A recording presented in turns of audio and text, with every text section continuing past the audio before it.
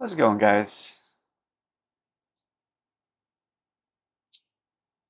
So tonight, going to do Tour 7 play with the sniper. Had a few people ask um, what I would suggest using, sniper or guardian for Tour 7, and I've always played with sniper. I've managed to get through the tours, so apparently I'm doing something right. Um, so I'm just going to show you guys for a little while how I approach the holes. Um, Leaves the opportunity while we're doing this live for people to ask questions if they have any. Hey, Brendan, how's it going?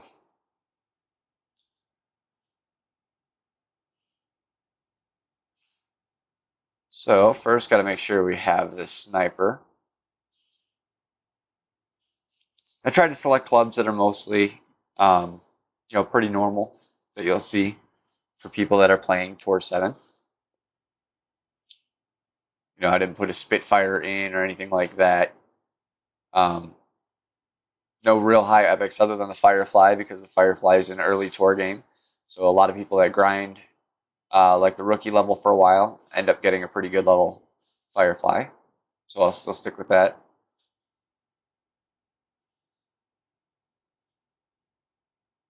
And right off the bat, we want to switch our ball. We will start with Navigator, just go from there.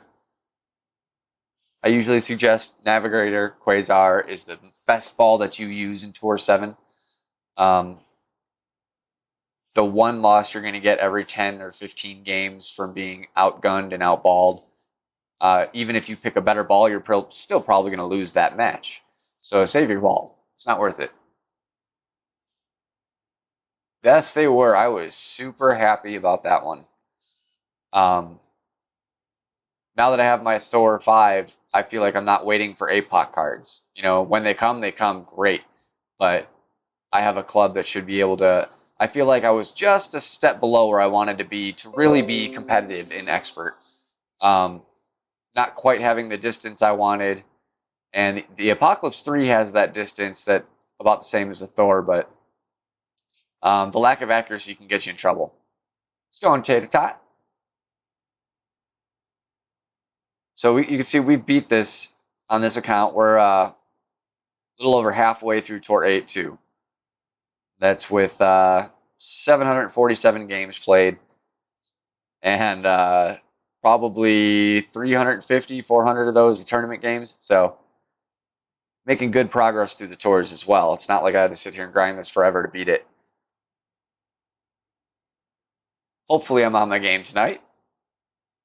But even if I'm not, the suggestions I'm going to give out are pretty solid. Yeah, I think Thor 5 wins until you get APOC 5, basically. And even then, it's really a toss-up, but most people would probably go APOC. The curl is just something that is super handy.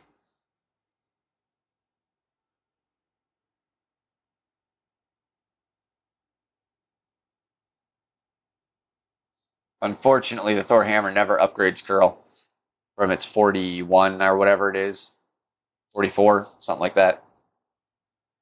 How's it going, Ray?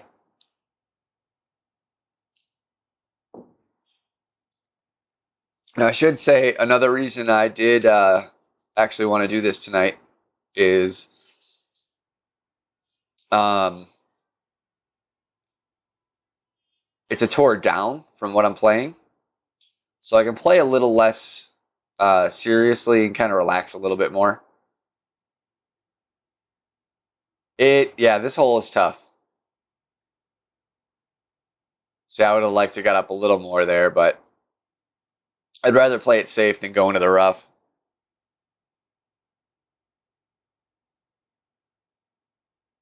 In the game, yeah, I don't know about the game, but it is a tough one. That would be awesome, Tot. It's worth it. If you can play it, it's worth it. Your upgrades will come faster. You'll have more good chests during tournament play. Just don't get me wrong, Tour 6 chests aren't terrible. but you can't get any of the Tour 7 clubs. In Expert, you can get everything.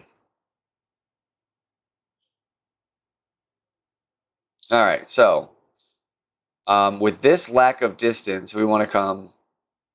This is where I kind of wish I'd had brought in the Quasar. We're going to come over here. So I'm going to use the wind to get me there. I'm going to come out here because we're going to curl it.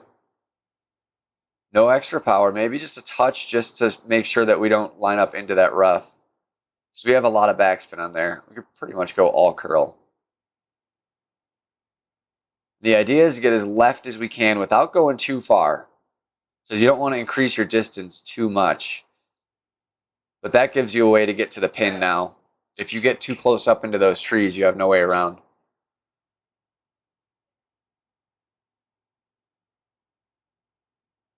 It takes a little bit.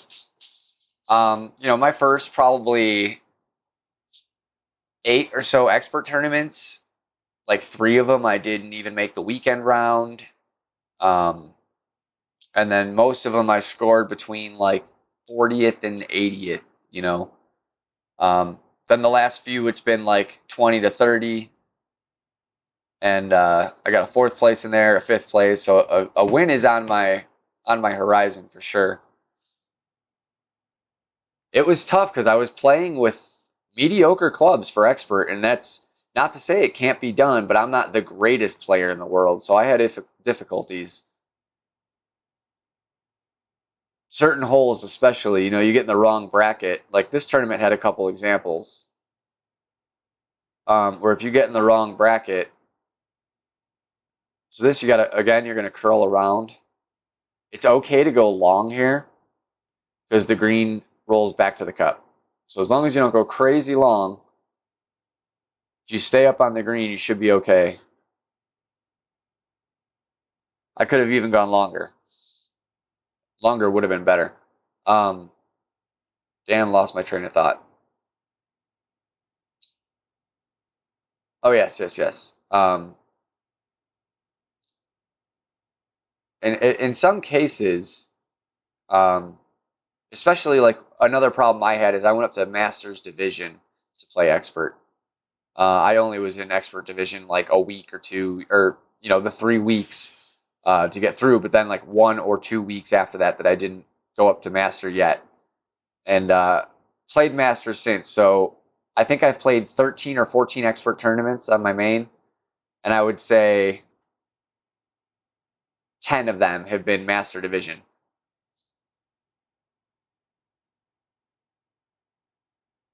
Awesome, Dave. I appreciate that. I'm happy to help.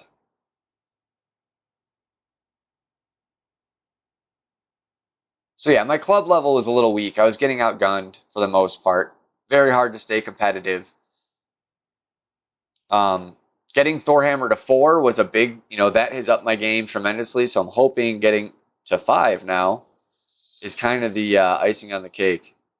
All right, so usually I like to come like kind of between these bunkers, a little like your top rings kind of go to that bunker. That's about the spot I like. I don't quite have the backspin that I like to get normally how I do. So a little farther down. That's about where we want. A little left of the cup because the wind's blowing in left to right. And we're about mid, so we're going to do about 1.5. And just touch the curl to the left. The great's going to mess it up. Still not bad at all.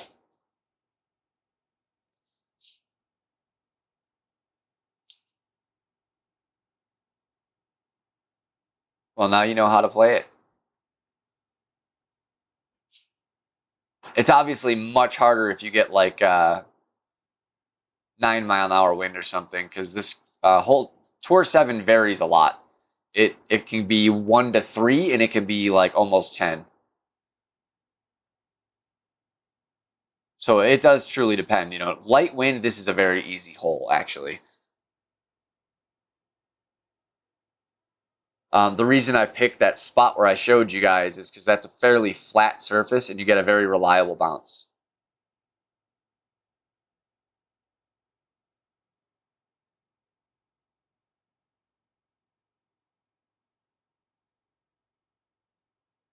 Yeah, if you're following Tommy's play where he comes up, I think I know if you have seen his where he exampled. I think it was for a tournament we were playing. He uses a second bump on that fringe there, and that way is a great way to play it. But you have to be precise. The way I just showed you, you don't have to be precise. You'll get in close every time. Will it win you everyone? No. But if you get it down, you'll win a lot of them. I'm usually within a yard on that hole.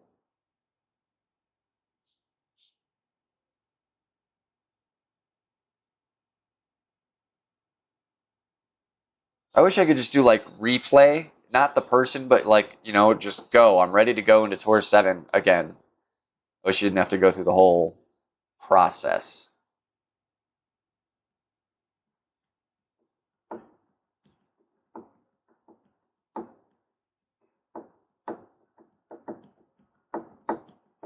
I don't remember what these holes are anymore by name.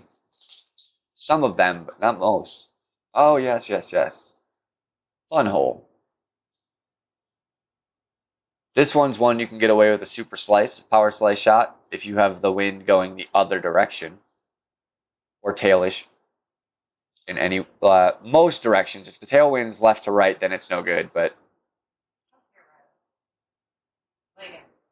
this is one of my favorite tours, which could be why I play it well, is because I enjoy it a lot. So when I'm in it, I don't usually get too frustrated. If I make a mistake, I know how to bounce back from it.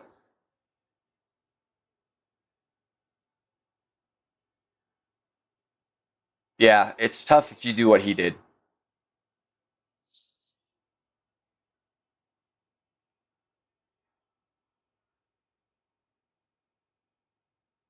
So in this one, we're gonna go Quasar because we want that extra side spin. And we're gonna go with 3.5. Normally I'd say about 3, but we actually don't want to come too far right or too far forward because those trees become an issue.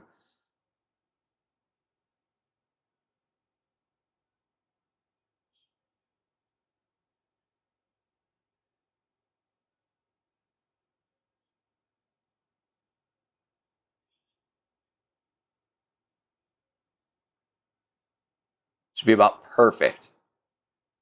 Exactly where you want to be. Yep. So the flag, if your line of the trees is directly in front of you, you did good. Because you want to curl the shot a little bit anyways. No worries, Alan. We're only on the second hole. What's going on, Warrior? Didn't see you come in. Friday, I don't think I said hi, but hello. ATM, how's it going?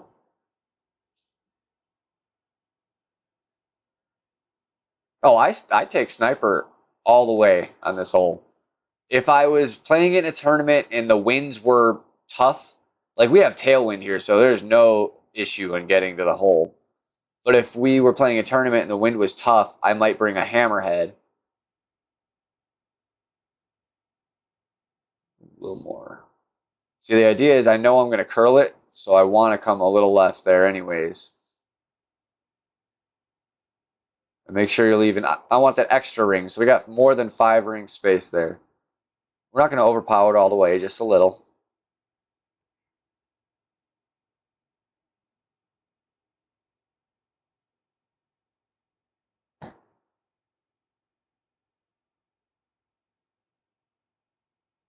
A little more on it. Like, really, the difference would be in a tournament, I would just be using a better ball, and it wouldn't even be an issue. A Titan ball would reach all the way, no problem. A katana probably would be fine.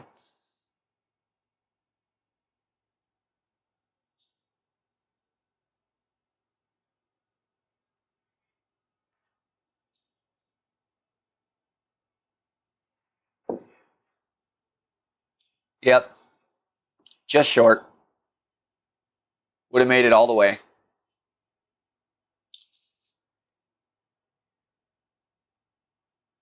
And again, you could get away with it with the navigator. You would just need the full overpower. And you always want to try to avoid having to do that.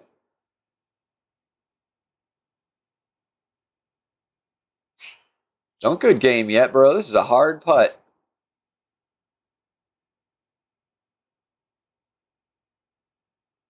Oh, see, I graded it.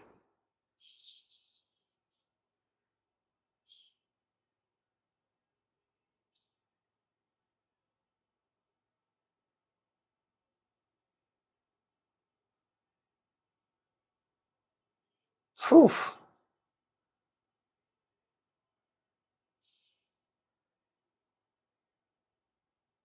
That's all right. I'm happy to go to a shootout anytime too, just because that's going to be holes that we can't see any other way. So,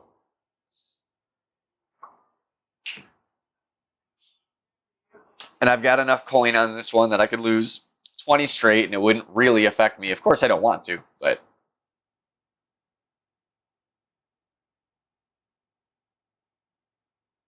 it's a good little hole. This one, it can bite you in the butt pretty hard.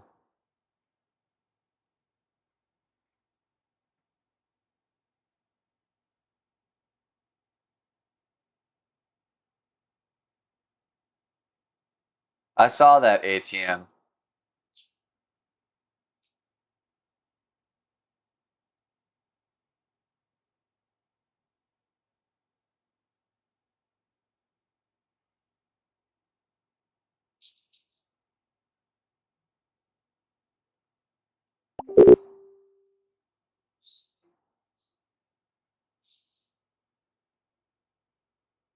Hey, Chef,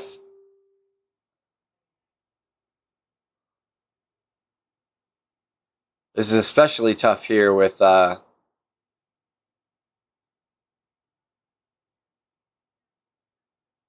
lack of backspin that this one has. You have to be on the money here and always play right.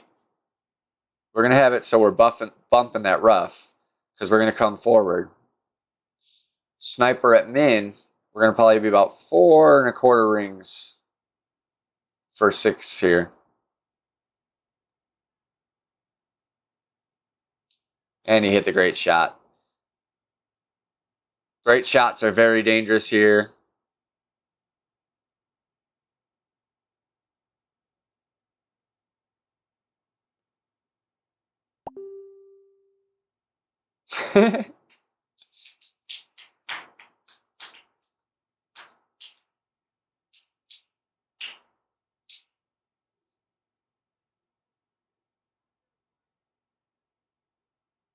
Yeah, but really I wasn't going for that. I was going for you want to just clip the rough coming in with that backspin and it'll slow down before it gets to the pin. All I had to do was beat 4.2. I wasn't trying to get the ace really.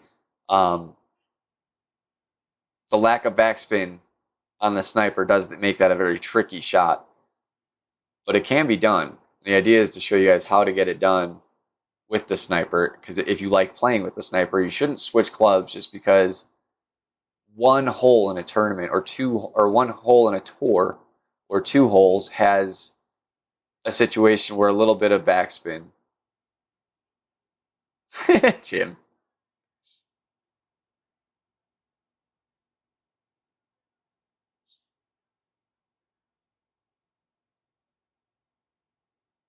And once it gets to 8, then you really start, it starts becoming a lot easier. 8, 9, and 10 all get real nice upgrades for the sniper.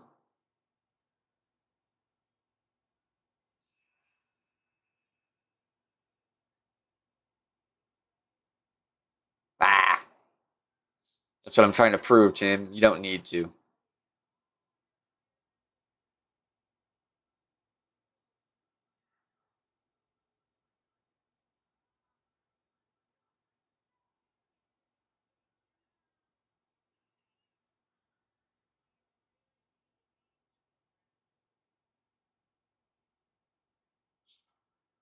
Yeah, level 9 sniper is an amazing club. Once it hits 9, it's good. 10 is even better, but 9, it's good. 8 is solid. 7, it's still lacking just a little bit.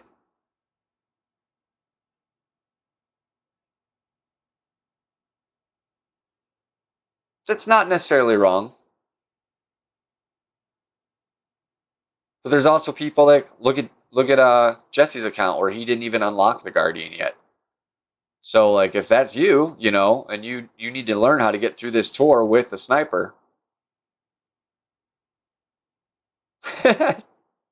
Oh, Tim,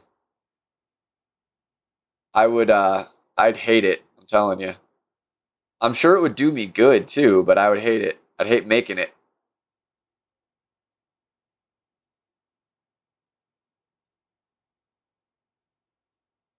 I love taking this route. If the wind allows you to do it, take that route.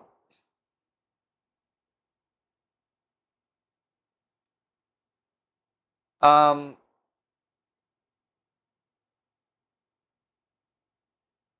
I would say if you can wait, sure. Or if you can try to actually match me in Tour 7, sure.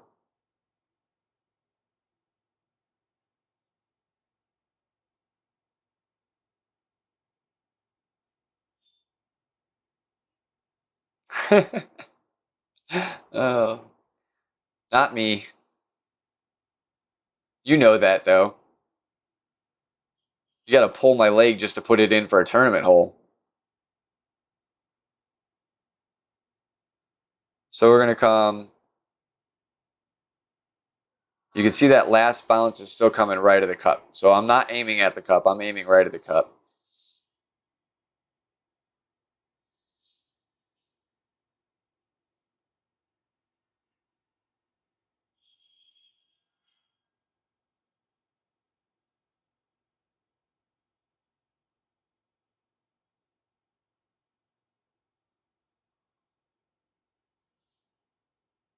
And that's how you sink that shot.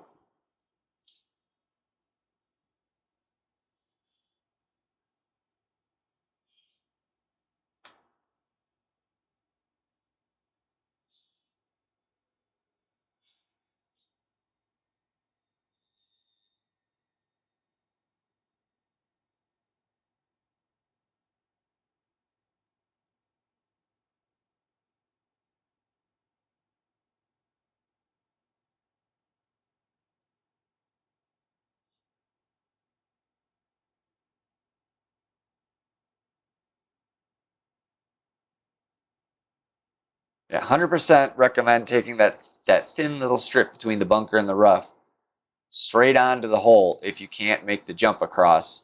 As long as the wind allows. If you've got like some 17-mile-an-hour right to left wind, maybe not. But as long as you can make that adjustment comfortably to be safe in there, I really like the second shot from right there. Way more than if you play the right side. That's the safe route in a tournament that doesn't give us the wind to try and play the green in one shot.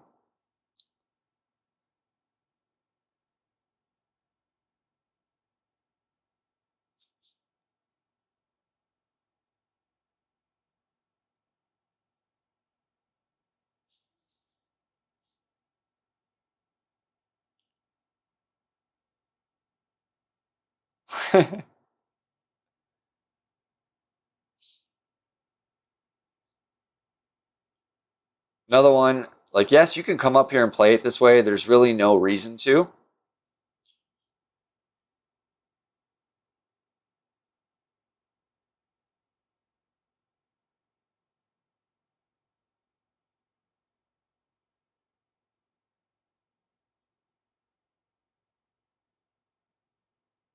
Just over a ring, a little over.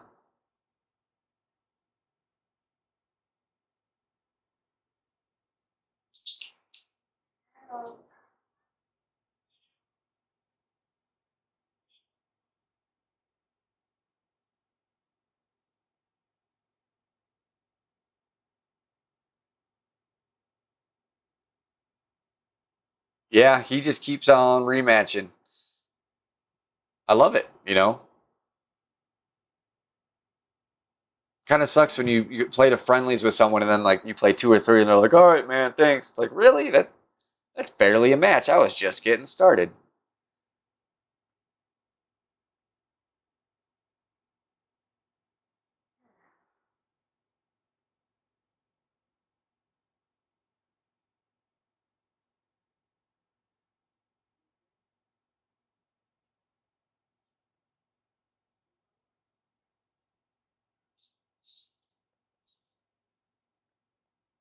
Would you get down? Get down.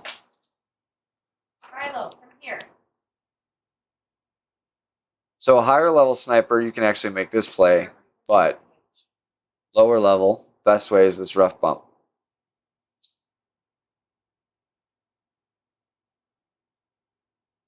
We'll come right in there. Make sure we're clear of the tree. Make sure we're still clear of the tree. We're a little close, so I'm going to give it just a touch of curl to come around it. Ah, damn, great shot.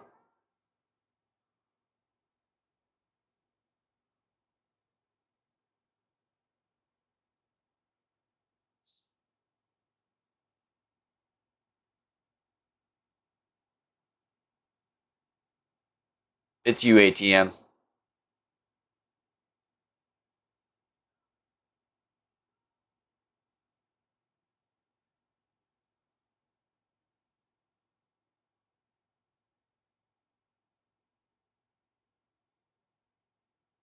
What did I miss?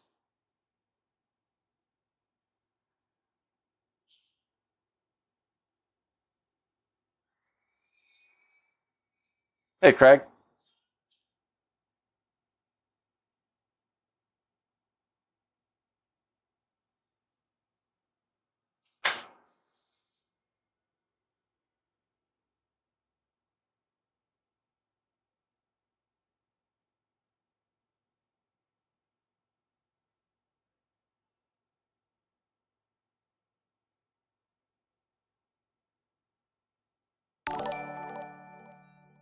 Oh, yeah.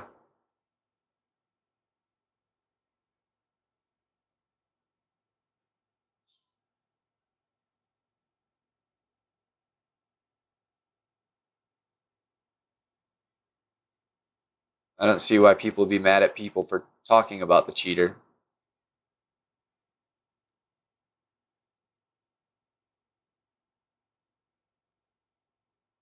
Everybody knows this hole.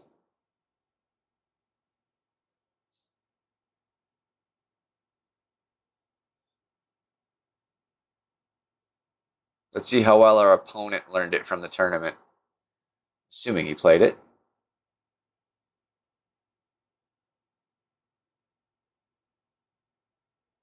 What was it, Cinco de Mayo this one was in? I forget what tournament is what holes. Sometimes it's easy. Like I know the Vegas one. I know the New York one. I know the one we just played because we just played it. No, Cinco de Mayo is the other Oasis one.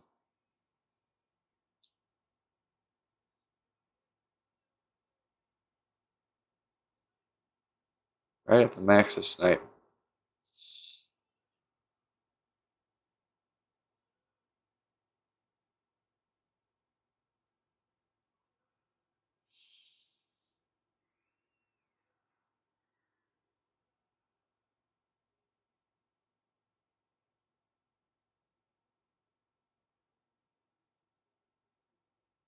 Come on, move my target, please.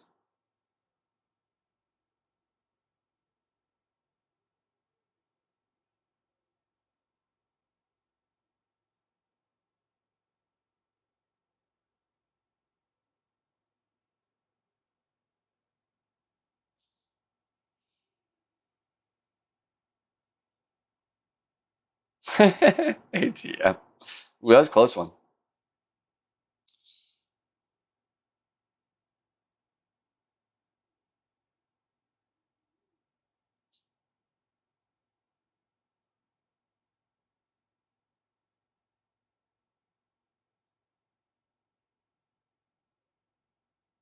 going on, Kenneth?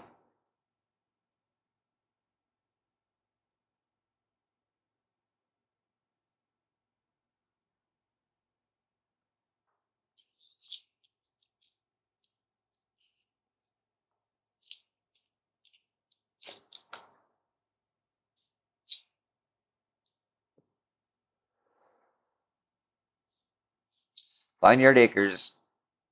I was going to say, it depends which one it is. Some of them are really easy. Some of them are really tough.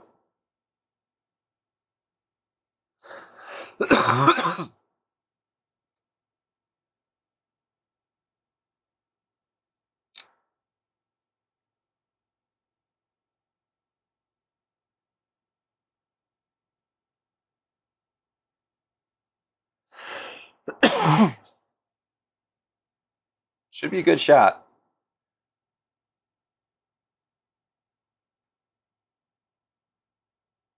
Awesome, Ivan. Good news, my friend.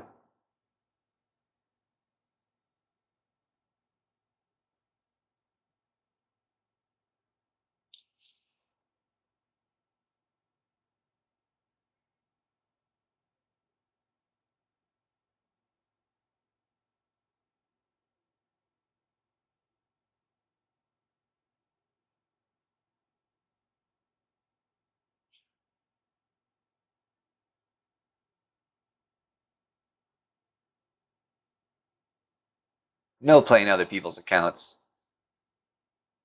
That's not cool. Earn your rewards, they feel twice as good. Probably 10 times as good. I feel like if you had a gold because someone played for you, it would just be a banner of shame.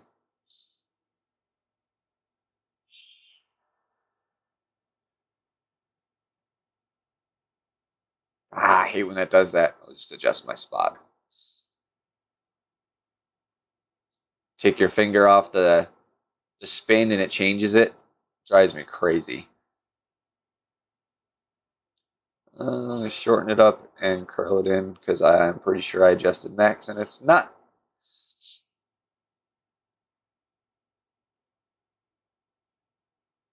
Happy we at least stayed up there. You can roll backwards.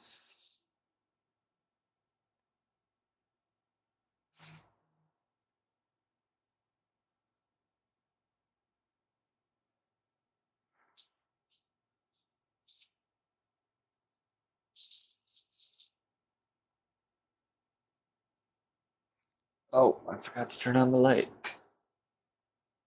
Much more even. Not that anyone probably really cares, but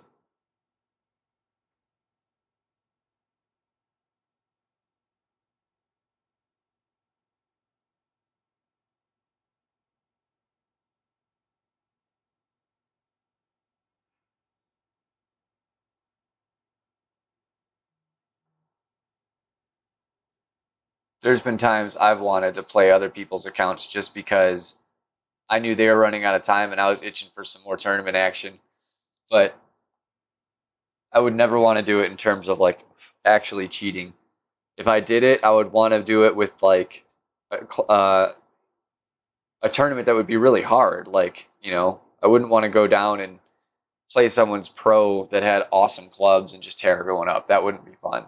But if someone had like really weak clubs for expert and they were in master bracket, I would play it because I probably wouldn't do any better than I would do on my account or anything.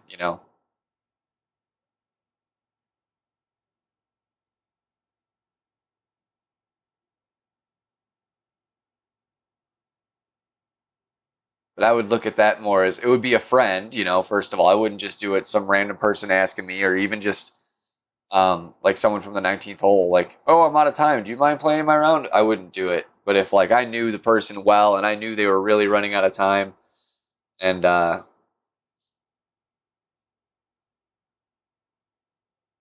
it was fair, I wouldn't say that's cheating.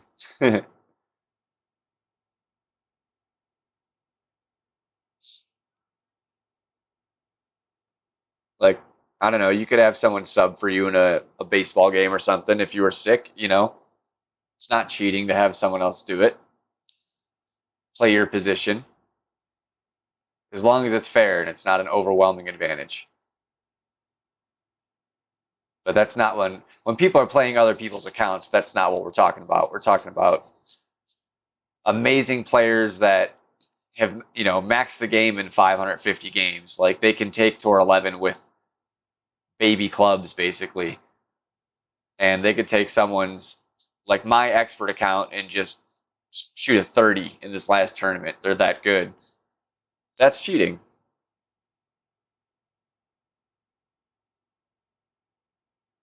I just don't know why the person that could do it would want to. Like I would want to hold my abilities to my own stats and standings. I wouldn't want to have my skill be diluted and make it look like I'm less good because another player did X good, you know? If that makes any sense.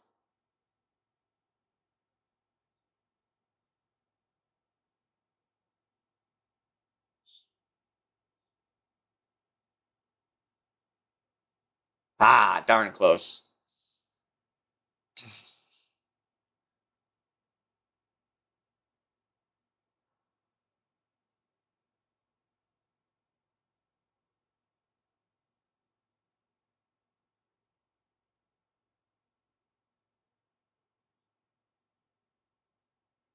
And I don't know if I call that cheating. I call that stealing. There's a difference in the two, but that's stealing from Playdemic.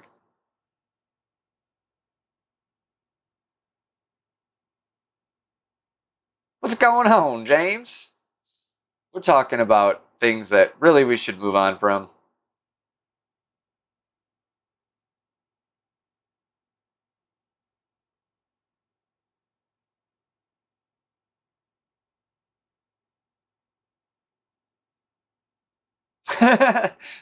Burn.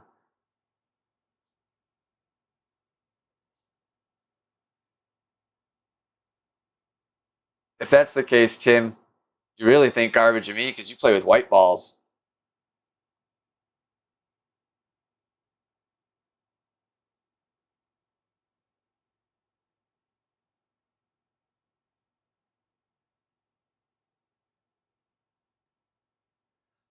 Yeah, James, this stream might make your ears bleed. You sure you want to be here?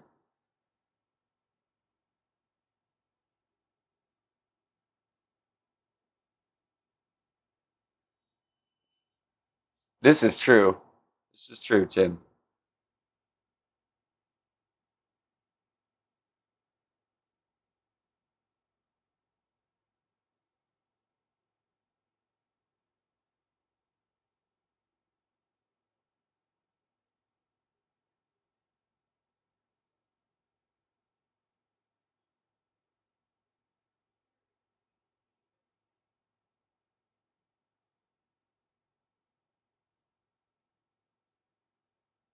No need to try and overplay this one. I mean, if the wind is going the right way for like a super slice or something, by all means, go ahead. But I mean, just on your standard drive here, there's no reason to try and crush it and get the extra 20 yards. The shot doesn't really get much easier. If we're talking you can get almost near green, then yes. You know, if we have right to left tailwind going 7 miles an hour, then absolutely take a shot at it. But wind like this, just take a nice, solid shot. No, Kenneth, my APOC is the slowest upgrading APOC in the history of gotten APOCs early. I got my APOC at like 1,500 games, and I'm at 4,500, and it's still level 3 with like 15 expert tournaments under my belt. Or 12. I think I counted the other day. It was less than I thought. I felt like I had been in it a lot longer. So we're gonna just play about a 5 ring adjustment and a tiny bit of overpower. That might sound weird, but that's to help the bounce be more true.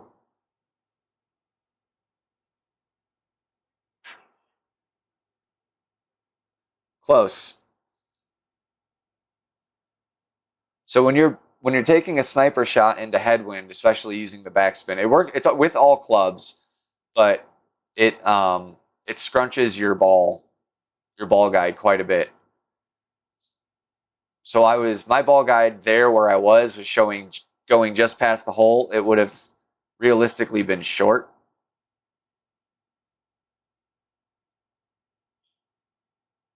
So I didn't even want to adjust the full 8.6. And then because I was guessing at my lineup and I wasn't going too far, I wanted to give a little bit of overpower to make sure the ball rolled as far as it's supposed to. It's not much. It's about to where your ball is like a quarter or a third of the way through the target for about 8 to 10 mile an hour winds.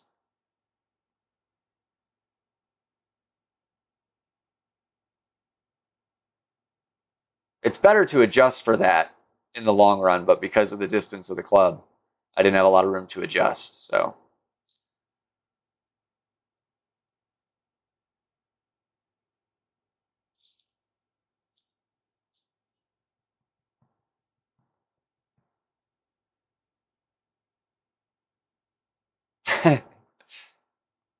yeah, that's the big reason I love checking the Golf Clash, the actual Golf Clash Facebook page, because that's where most people go to bitch that aren't involved in any communities. So therefore, they're not getting all these little tips that streamers give and just the shared learned knowledge. And they have nowhere else to vent, so that's where they go vent. And this stuff is hilarious. All right, so you come right about in there. Now in this case, I actually want the ball guy to be coming up through it before I make my adjustment. We'll just do about 5 rings because it should be about mid club, if I recall, with the power 1 ball.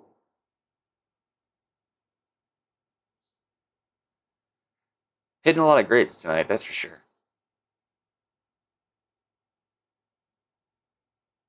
Still darn close. You know, perfect might have been in the hole.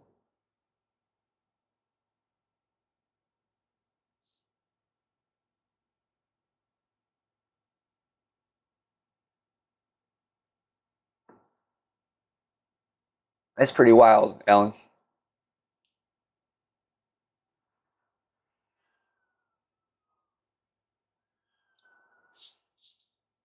You're at APOC 2 now, Slayer?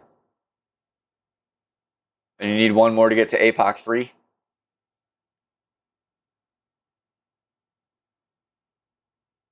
They were good, Ben.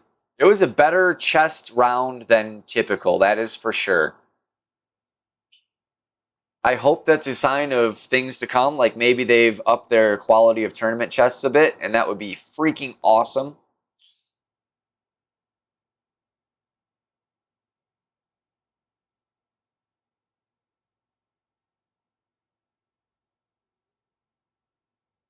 Because even my 14th place on my second expert was pretty solid. Oh, really, Ben? That's hilarious. Because I was telling the truth. I got a great chest.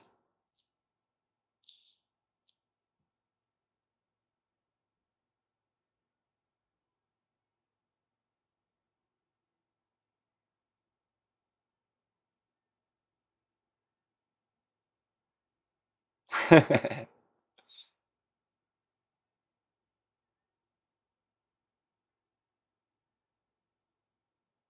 the epics go up slow. Like I was saying, I would bet it's been 7 months since I unlocked my apocalypse, and I'm still on level 3. Like it takes forever. I unlocked Thor's hammer while my apocalypse was level 3, and my Thor hammer is now a 5, and my apocalypse is still a 3. Like it's ridiculous. You never know how it's gonna unfold.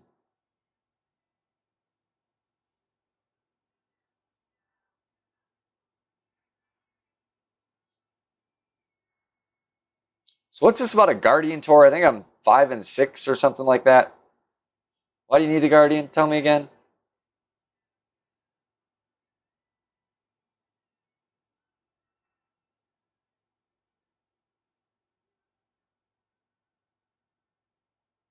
I get most of my APOC cards in my free chests, actually, or silver chests, one of the two.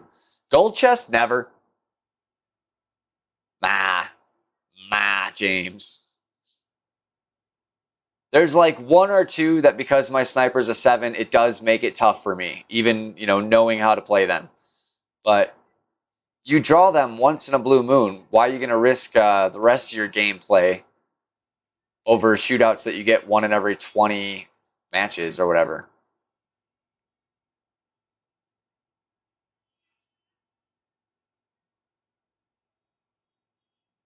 That's my philosophy. I'd rather win more tour matches and not need to go to as many shootouts and lose the occasional because the shot's harder. Because you got to think too, half the time the other person's bringing a sniper also. Yeah, we want the side spin on this one. This is a little tough.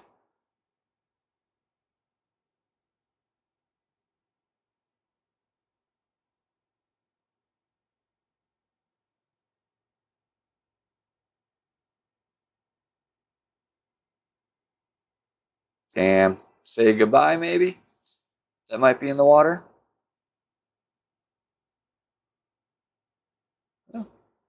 Not in the water. Could be worse.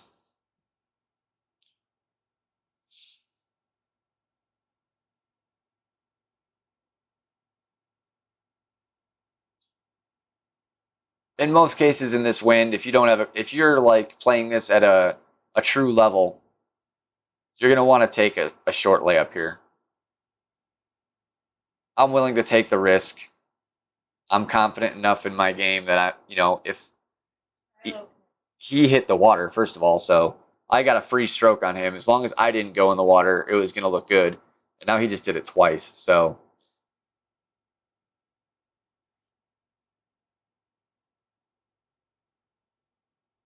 Oh, I believe in tournament play, absolutely. Like when you need it, you need it. There's no denying that. But I don't think you need to use it in any tour. For some people, it might really increase their win rate. But if you are truly a sniper fan, I don't think you need to do it because you're going to know how to use this club. Oh, don't hit the fairway first. Okay.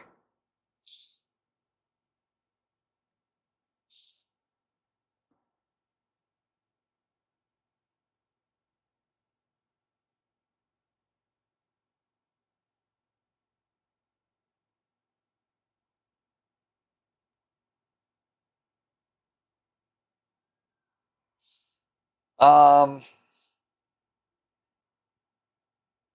Last tournament had a lot of dead on. You had to be really precise between fairways, so it was good to have a club with some ball guide.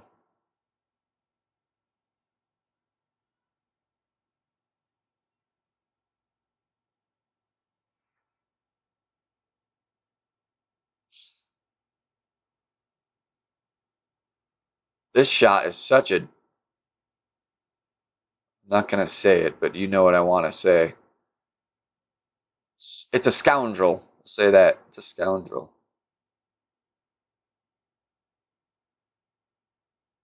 What I want to do is try to avoid all that bump there.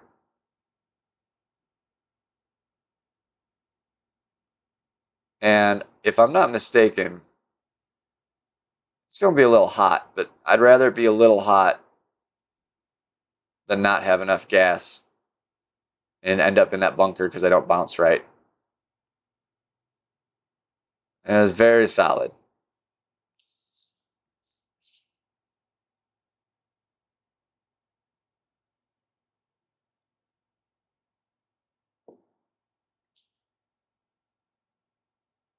And the reason I did that is if you hit that bump, it's going to project the ball forward too fast, and then you're going to roll left, and then you're going to be like an 8-foot putt with some hills, and it's not easy.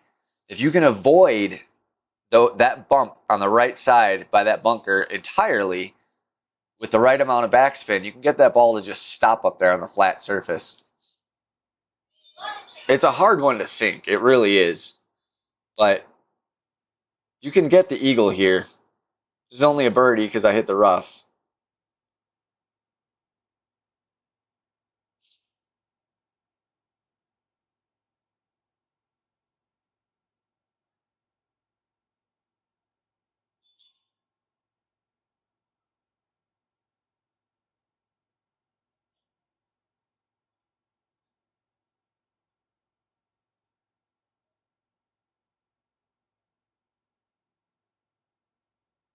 Yeah, maxed out sniper is so gorgeous. If they ever add like a level 11 to the common clubs, that club is going to be so good.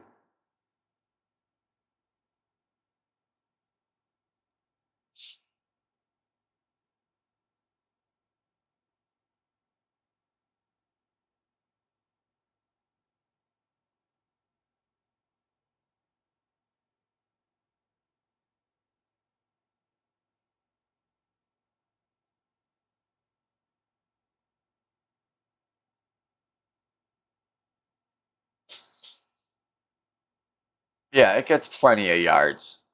Plenty.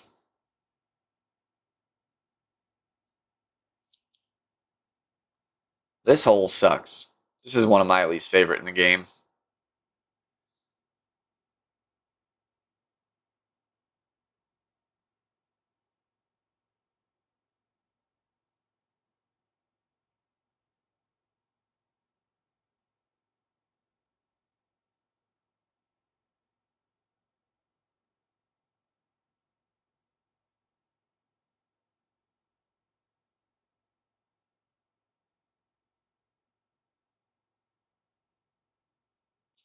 And I hate the extra mile until it gets, at least the level 7, the accuracy goes up a little bit. Level 6, it's still rough. I got better yardage, so it'll help me in the pro. It was kind of tough getting through some of those holes with level 5, but especially the previous tourney. This one didn't require as much distance on the drives, so it wasn't too bad. Like hole 4 is one of the key ones, and what is it? Hole, I want to say it was 6. It would have been nicer to have a little bit of distance.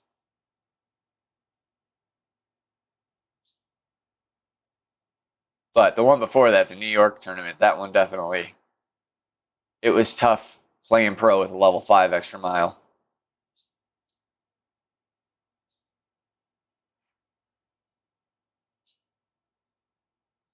Luckily, we still got a line to the fairway. We're not going to reach green from here. It's not going to happen, but we can set ourselves up nicely.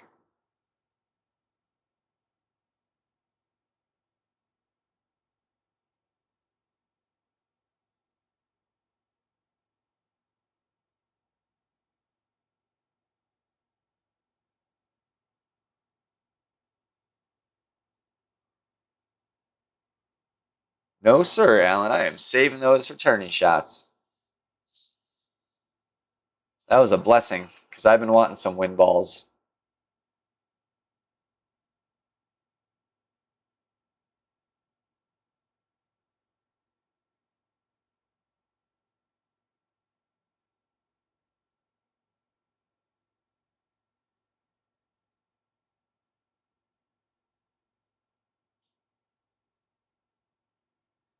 I can't think of what hole you'd be talking about offhand.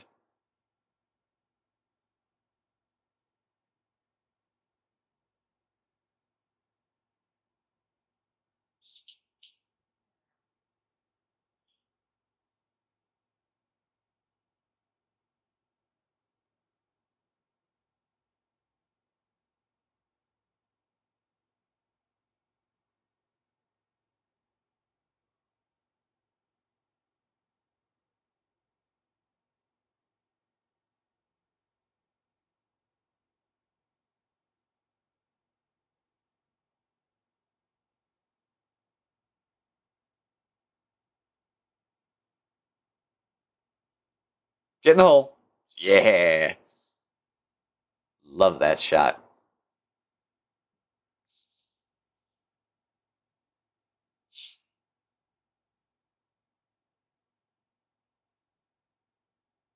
Oh, he's got a chance. I forgot. No mean to be rude, Orlando. My bad.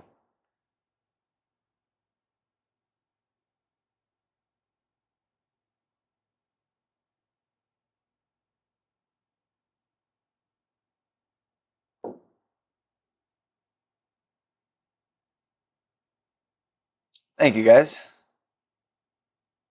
Eh,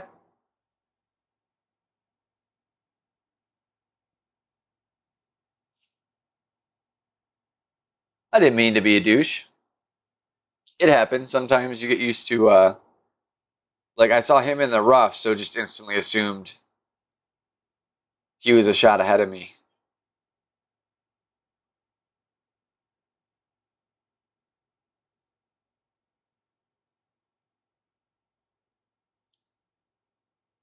Yeah, for sure. They're good on a good, little, nice little par 3 or a short par 4 or something. Potentially even a par 5 if the winds are bad and you want to cut them down instead of have distance.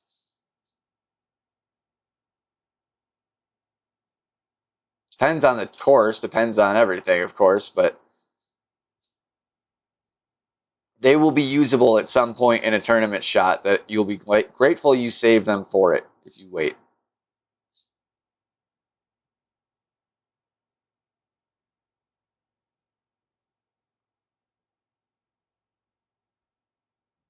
You're pretty right there. Right at min.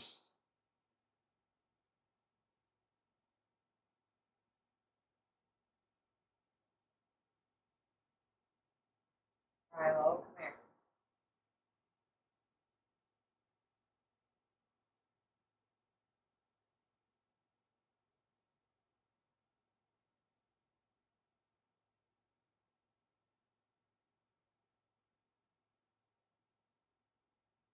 Ah, great with my sniper all day, though. That doesn't help.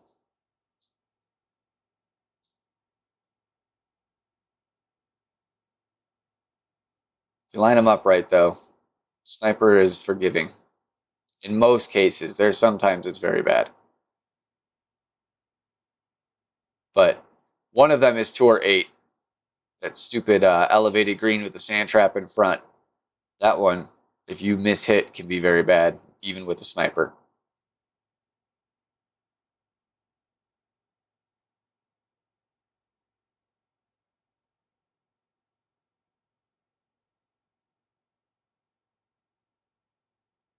Thank you, Kenneth. Yes, please. Thumbs up, my friends.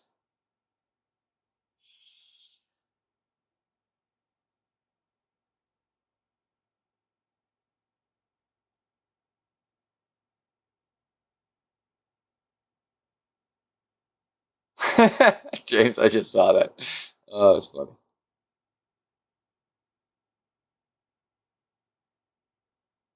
Just because I don't mean to doesn't mean it doesn't happen on accident. Some are happy to be a douche intentionally.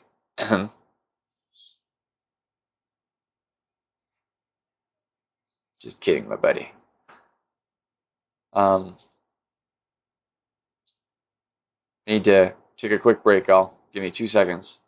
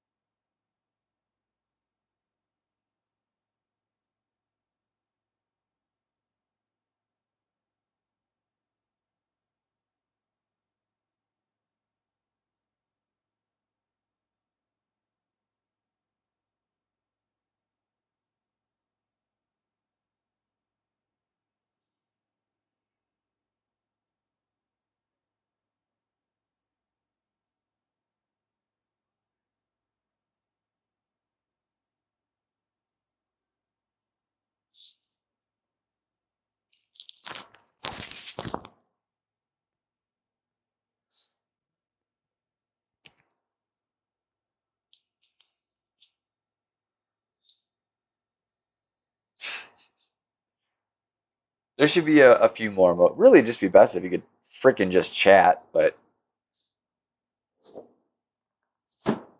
at least when you're playing friendlies and stuff, at the very least, they should just open up a regular chat.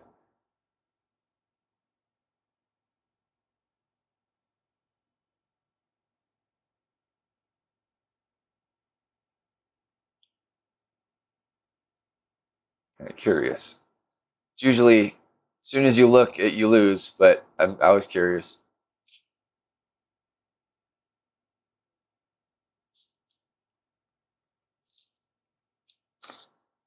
Well, yeah, that'd be really nice. But they already have so many problems with their servers. Imagine how bad that would be.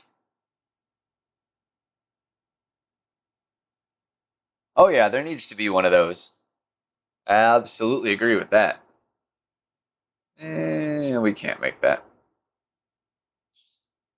So I actually, you see this line here? You want to be right in that line. I suggest playing this up short if you can't reach way up to that end of that fairway.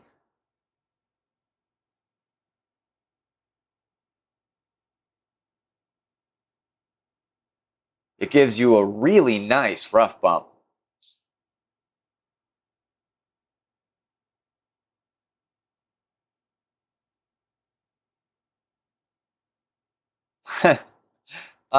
I'm trying to hopefully have Monday night be a thing for me, just my kind of one night that's reliable that I will get on and do something, tournament, no tournament, whatever, you know. Obviously, other than Monday qualifying round, there's not much on Mondays in terms of tournaments anyways, but because I don't usually do anything Sunday, so I'm like ready to go again, you know.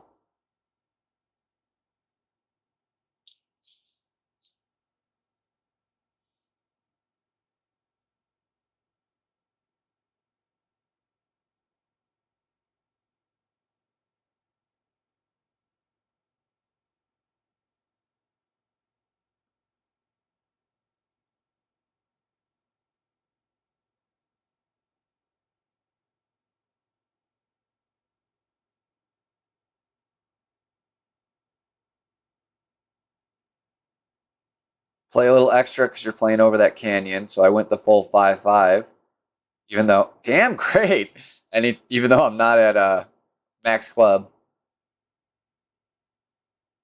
probably went a little more than 5-5. It looks like the way it hit that rough, it looks like I went probably 6, I guess. But that line is so much easier than now. See where he is? If he wants to try to rough bump it, that's where I was ending up when I first started playing this hole. And I'm like, this sucks. There's no good, solid approach here where you're not risking some bunker action.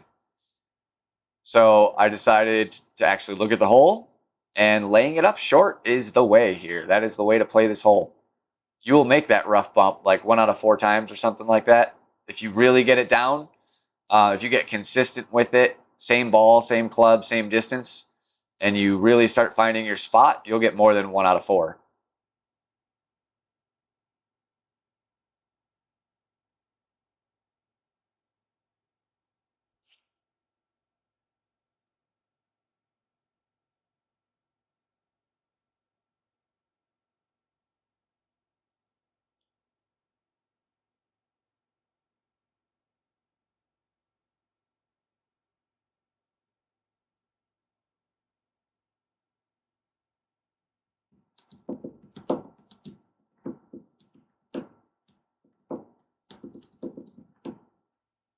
And again, if I had a guardian in, that would have been a lot harder for me to judge what I'm supposed to do on that hole. Just the lack of the ball guide.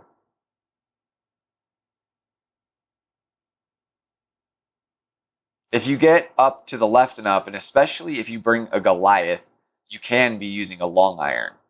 So that's also an option too. Especially if you have like a power 3 ball in or something. That'll definitely change your club use there. But I suggest playing with power 1 balls in this tour. There's no reason to break out the power 3 balls. I'm glad we got this hole again. I actually want to look for a rough bump on this one as well.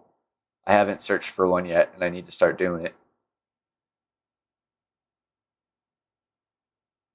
I'm almost positive you could probably do a rough bump on every hole if you wanted to. Some of them would be completely pointless and stupid, but some of them, like this one, where maybe you're lacking the backspin to take the shot, it could be the answer.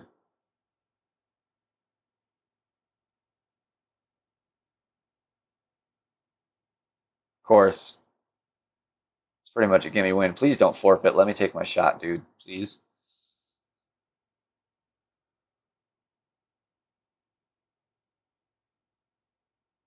All right, we're nice and at max, so that's good.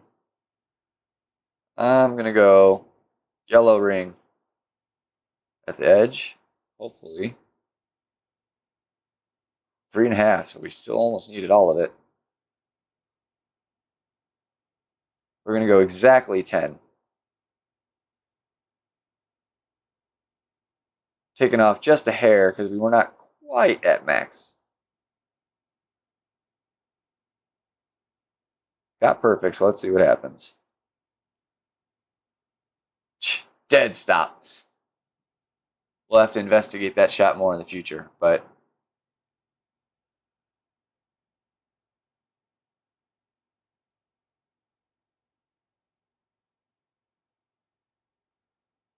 From what I understand, it's technically easier to dunk with the lower accuracy. Other than when you're talking like wedge, because you're so close. No, Scott. No major announcements, unfortunately. Some free balls. That was their major announcement. Nice. I mean, yeah, you can get a dunk with any club. It certainly is possible. You can get a dunk with a sniper, and you can get a dunk with an Amazon.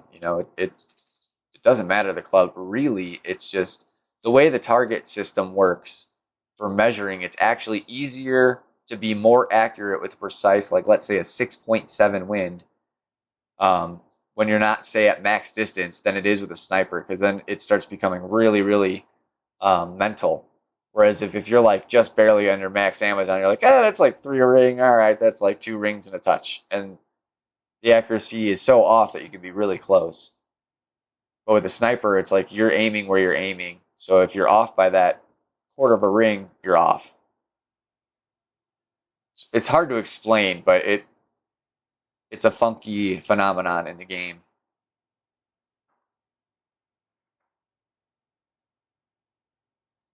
With a long iron, I would think it would probably be easiest with like a 50 accuracy club, or maybe 75, where you still got a really nice, concise number to work with. What's going on, John?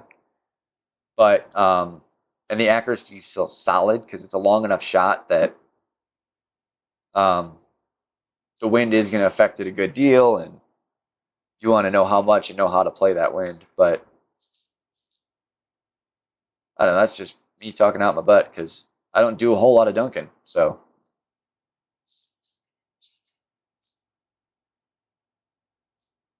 oh, I should have started my music before the game.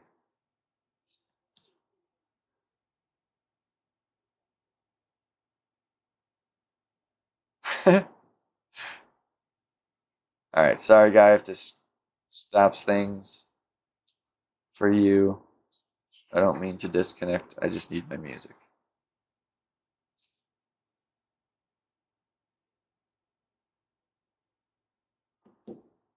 Wasn't sure if it started, but we're good.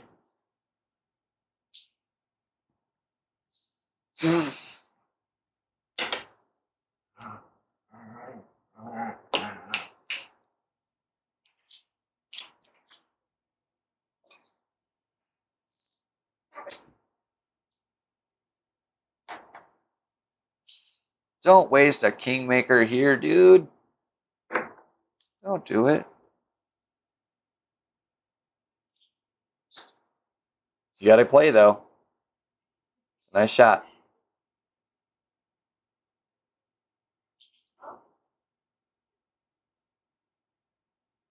At least just a Titan. If you're going to waste a power 3 on a hole like this, at least keep it to a Titan. But there was no reason. My power 1's going to get there just fine.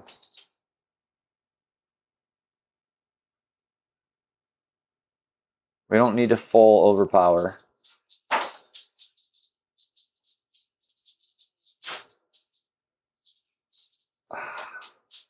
This damned extra mile. Stay up there. It's better than going water. Hey, Sandy. I'm doing all right. Yourself?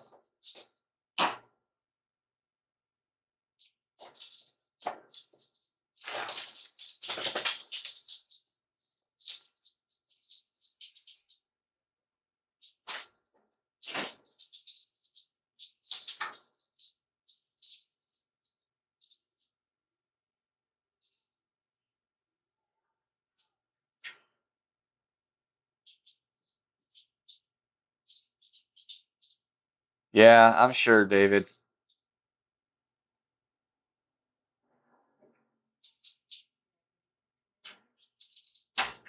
I mean, 9 out of 10 times, it won't end up making that much of a difference. I messed up my drive. Had I had not, it wouldn't matter. The ball had the ability to get there. I screwed up, not the ball. Granted, putting in a kingmaker makes it easier to not screw up, but it doesn't mean you're not going to.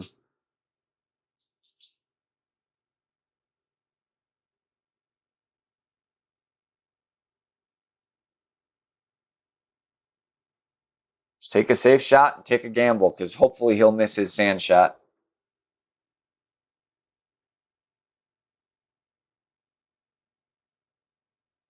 Level 3 Spitfire.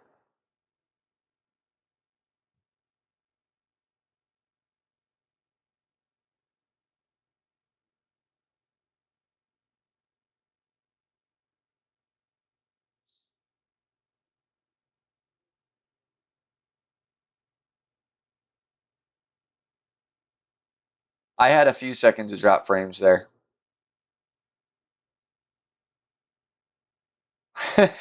James. But this guy doesn't know he's playing me. Or at least I doubt he knows. Alright, so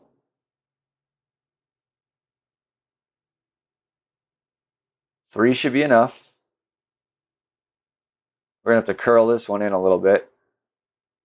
That should avoid most of that hillage.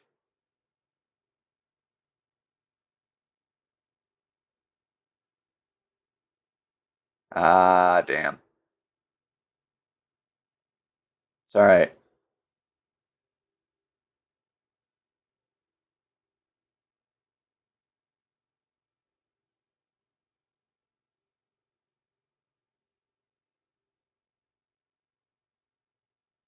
Darn close.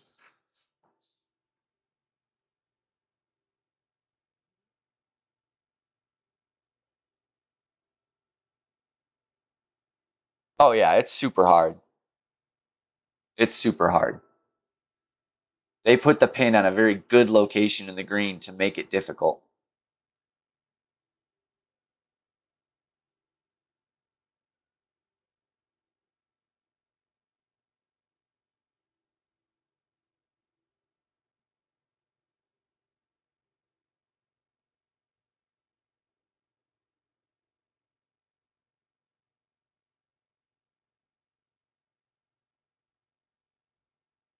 Oh yeah, 100% agree. 100% agree.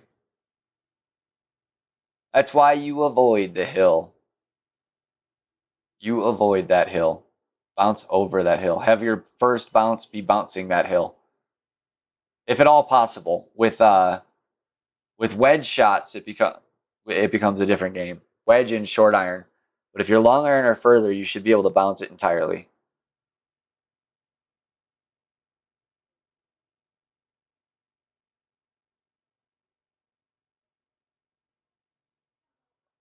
So we're aiming kind of top corner of that little green square. And it should be maybe 7 rings or so. Move my target, you stupid thing.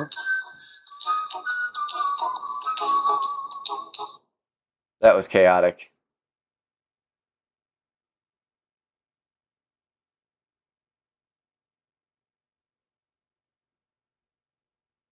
That was a little unfortunate.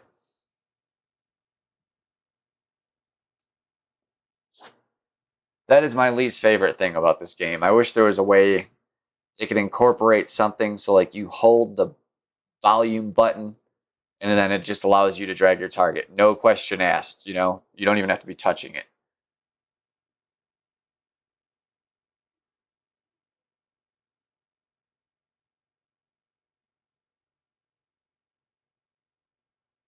So Scott, that is where max distance becomes very important. Like you can see on my chart here, I'll show let's say Nirvana. You can see at max distance, one ring is 2.81 miles an hour. At min distance, one ring is 10.49. I'll show you the way to measure that next hole. I'll try to set up a shot where I use one of the clubs that I can actually really show the example. You can show it with the driver and stuff, but it's not quite as clear. How do you not know how to use it? That's all I do, Alan. Do you watch what I'm doing?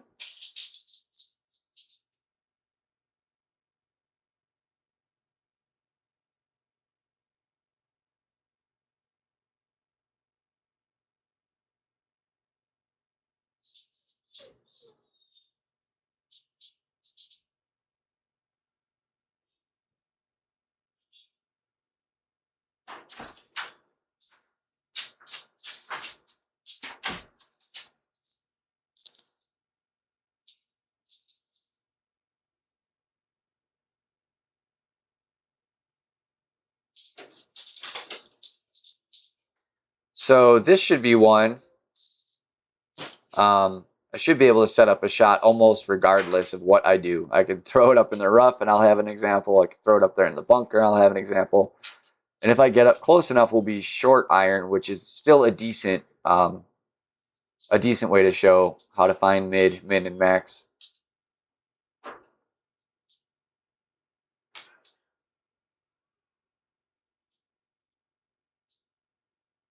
Yeah, no problem. It's been going pretty solid, Tim.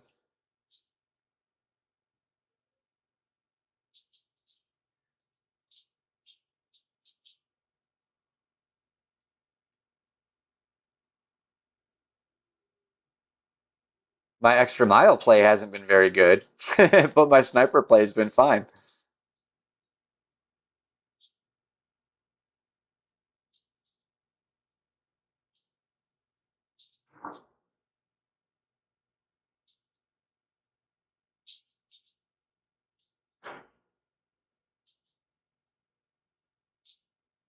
All right, so we should be thorn distance here.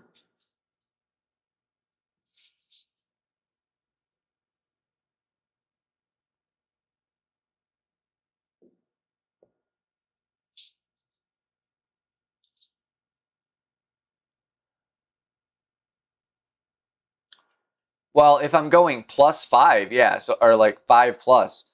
So if it's 7, I line up the white ring and then I pull it to there and then I move 2 more rings, or I might just drag through 2 rings, depending.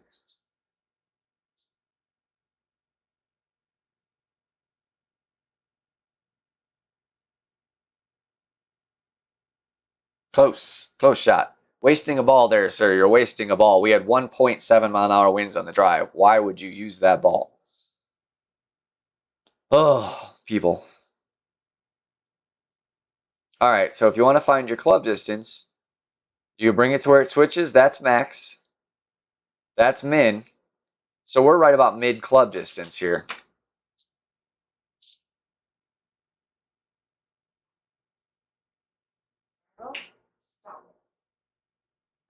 I'm actually going to try and get that second bounce to drop. So I'm going to pull the second bounce to the edge of the cup and move just about a ring and a third, or a ring and 3/4. We're shooting uphill.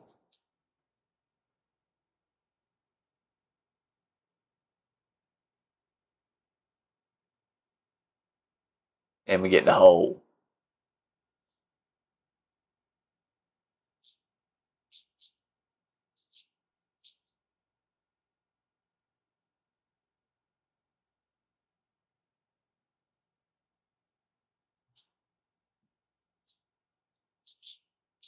Do you want a rematch, buddy? You want a rematch?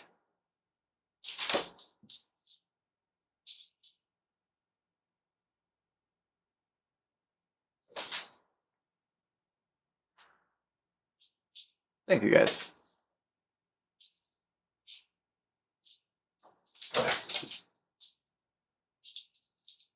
Yeah, I got 2 puppies playing right now. The other one's watching.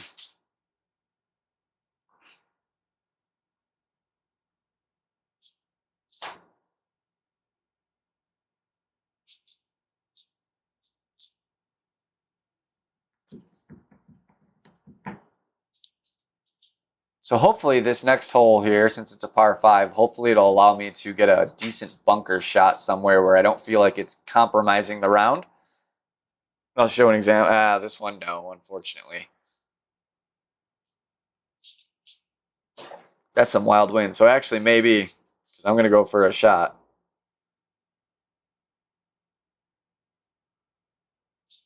I got to use my other hand so I can see what I'm doing.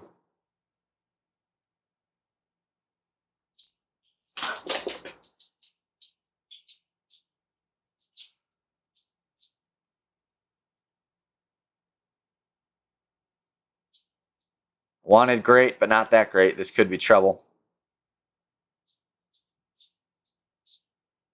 Interesting. I didn't mean to do that, to be very honest.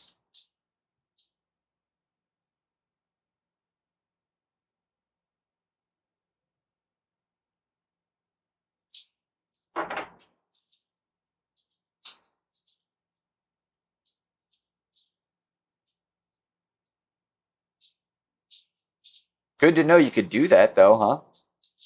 You can go straight through them trees.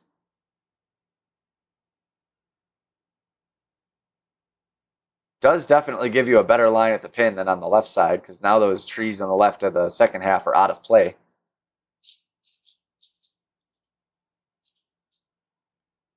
That was a good shot, but see, that's the problem with the left side. If you go too straight, you don't get a dual ball is a bad idea because you need to spin.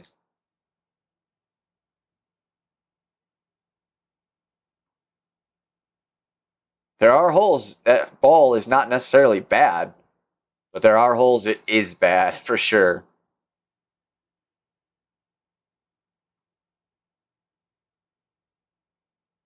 So we're going short of the pin there. And I'm actually going to pull it just a touch to the left, then make my wind adjustment.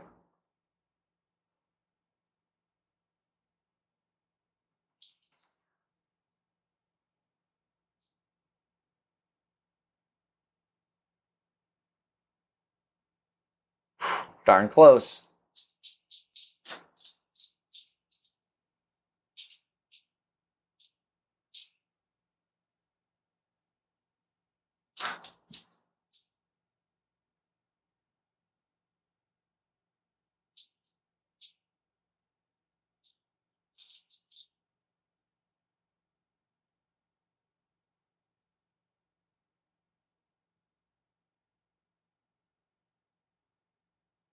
James, yeah, I feel the same way. I only did 20. You're crazy for dropping 35.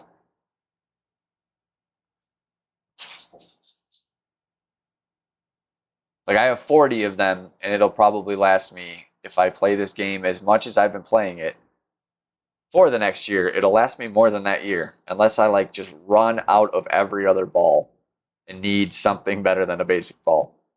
Because it's clearly better than a basic ball. Yeah, I know they'll come in handy, but it'll be like one out of every 4 or 5 tournaments, there might be one hole that it's like that's the ball to use. Oh yeah, I understand, James. That was the exact reason I bought the 20. I needed my Thor up.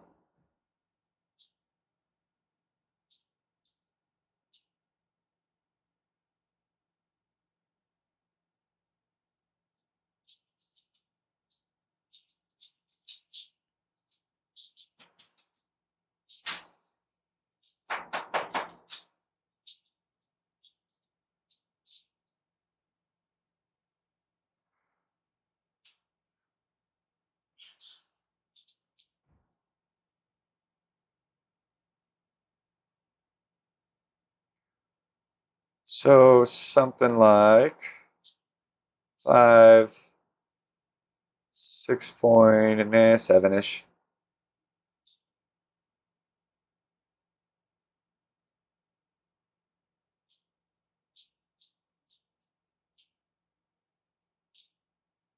Ah,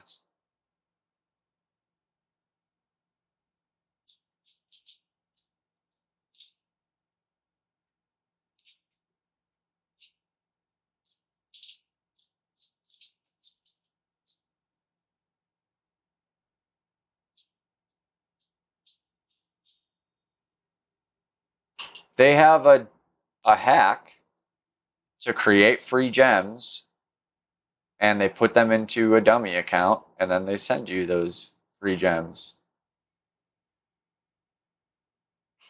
Yeah, I would.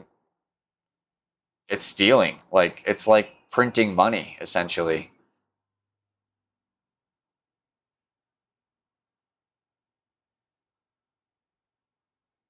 Either that or they're exploiting exchange rates somewhere somehow. That's the other possibility, and that's still just that sucks.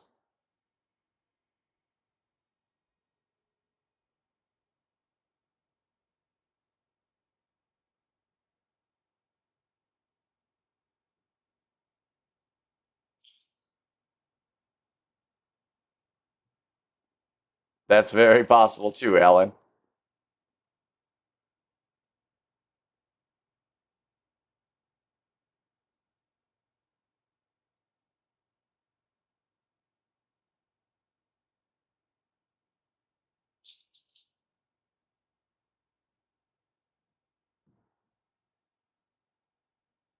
Yep, I just don't mess with it.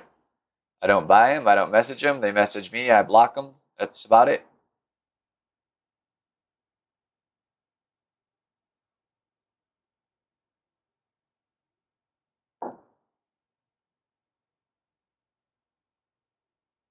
And yeah, if Playdemic ever found out you were doing it, they could ban your account. And if you had actually spent money on that, that would hurt. Like if I lost my main account, I'd be pretty pissed.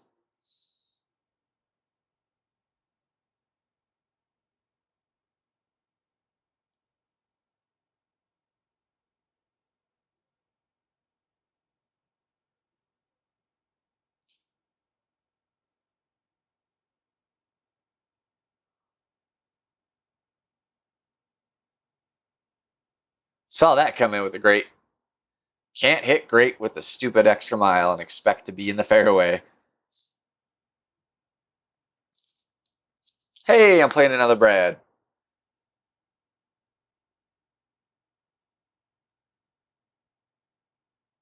All good, Freddie. Take care, man.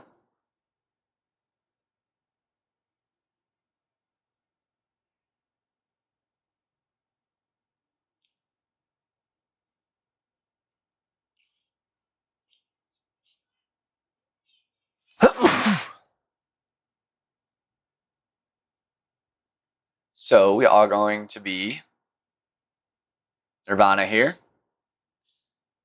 I would say your sand wedge and your rough iron are the biggest ones that distance matters. So we're going to be aiming for the rough bump. So that's where our distance is going to want to be. That's max. That's mid, because that's about 50% of max. So go halfway between you. That's mid. We're halfway between max and mid. So that means we're looking about 4-ish a ring. If you want to do a quick estimate. Ooh, can we do this? Can we do this? Do we got enough topspin?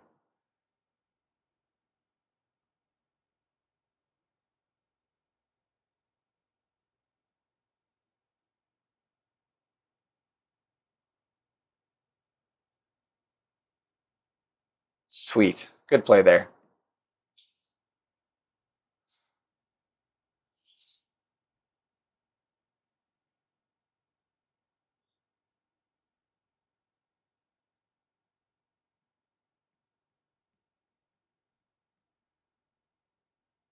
Yeah, you just got to play it so close to the edge there. You know, with all the other clubs, you can play it a little back safer to where you're not risking missing and hitting that fairway. So or you don't want to hit that fairway with topspin. You go flying.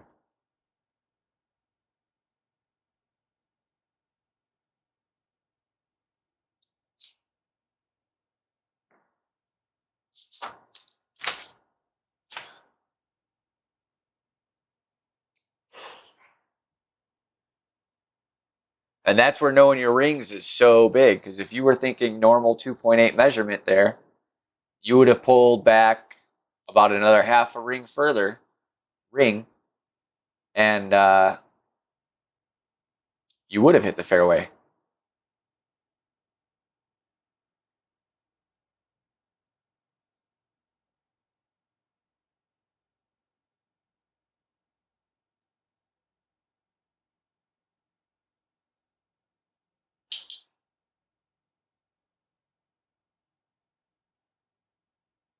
Nah, I'd still try it.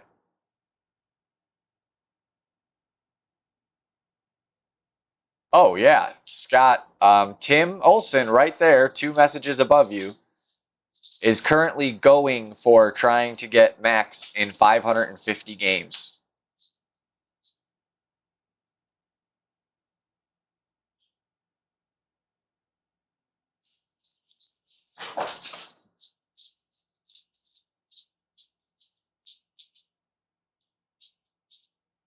Or whatever the record is. He's going for the record. Do it as quickly as you possibly can.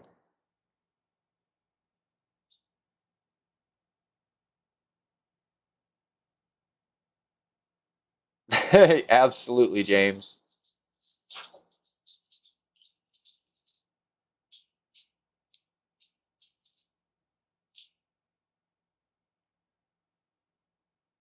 Hey, hey.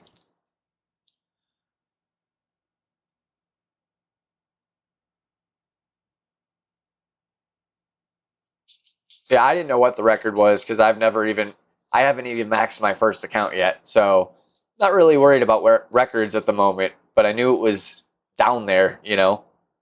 I mean, this is my baby account. I call it a baby account. Tim would be very upset if he wasn't maxed already.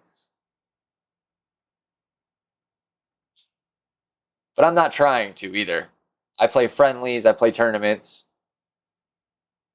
I play tours after I've had them maxed. I'm not rushing for it. I'm just playing. I'm trying to progress quickly, but not too quickly.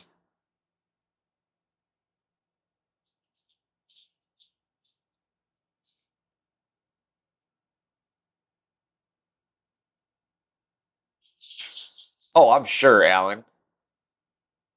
And probably giving up on those accounts the minute they are well past, and they're like, okay, done. Someone want this account, I'm making a new one.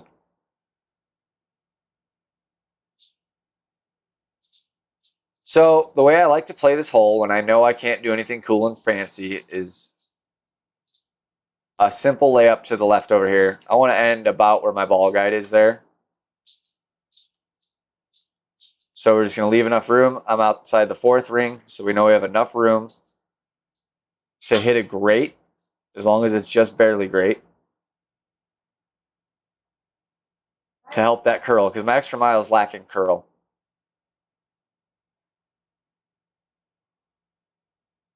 And it's going to help me pull over to the left there.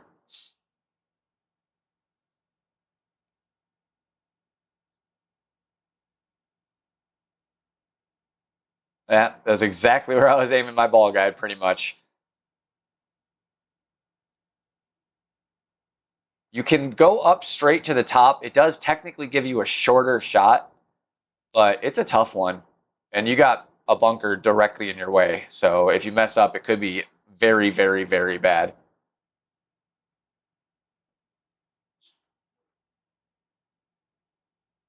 How did I get... Where did I say that? Do I say that a lot?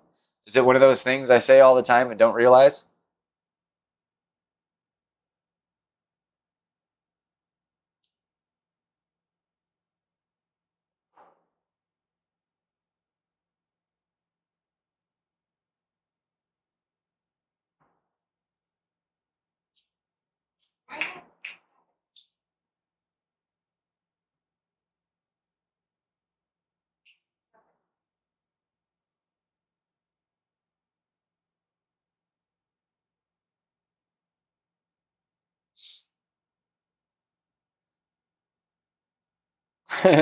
Oops, I pulled an Allen.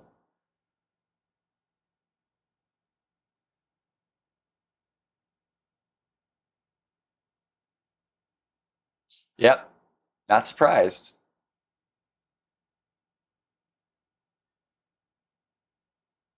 I'm happy you're keeping track, James.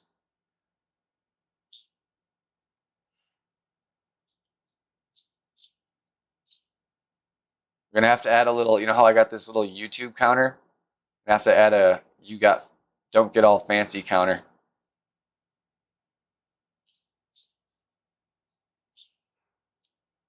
Ooh, this is gonna be interesting.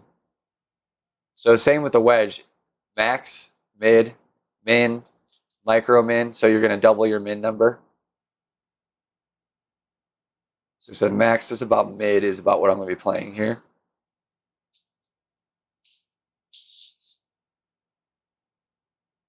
We're going to actually pull this up quickly.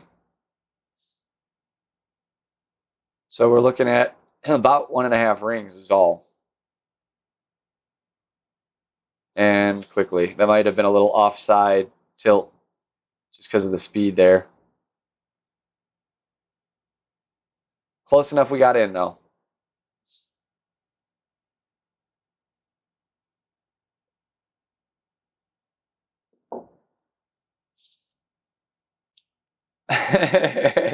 uh, well, you don't have to keep continual track, James, just per stream.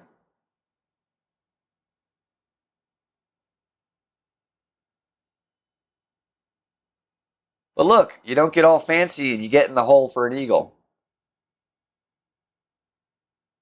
It works. Smart golf.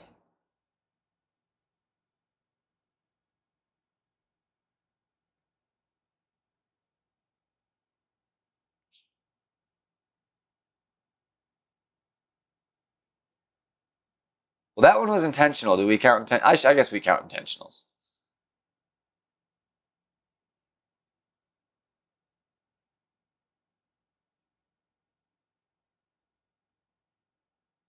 All right, one more minute break, guys. I gotta refill my drink and such.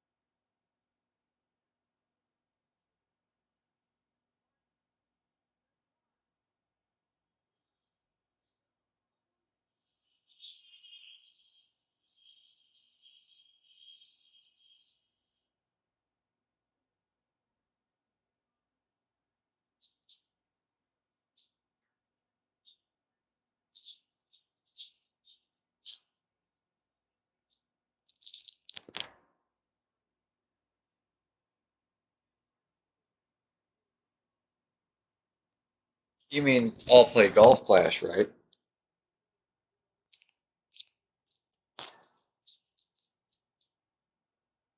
We all just sit in the lobby together with all of our screens projected onto big screens. What's going on, Brandon?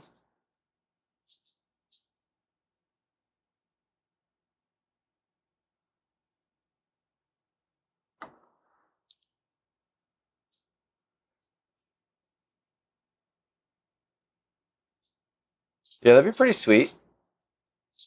Pretty sweet indeed. Especially if they could do some kind of like I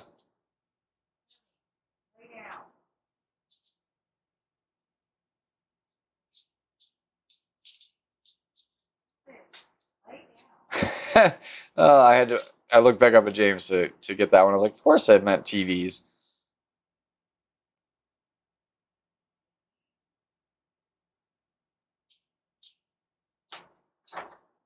Projection screen, like movie theater screens.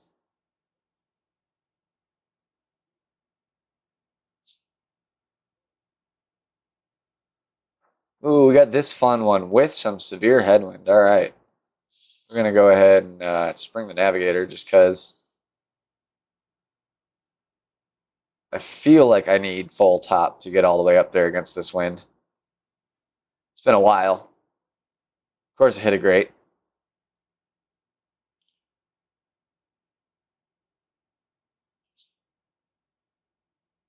Still could have even used overpower.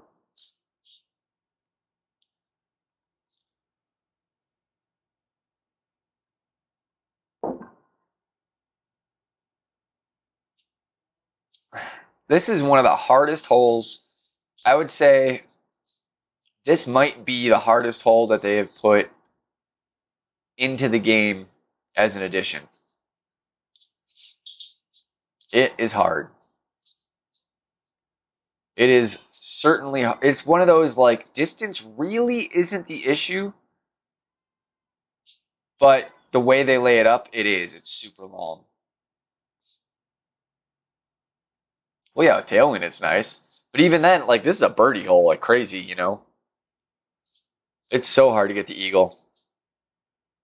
See, at least here we can, if I were to come up here, I'm going to end right here. And you can imagine that shot getting around the trees sucks. Which is why we come over here. You can also do this. I don't have the top spin yet. I wouldn't do it with a level 7. When you get a little more top spin, you can rough bump out of there.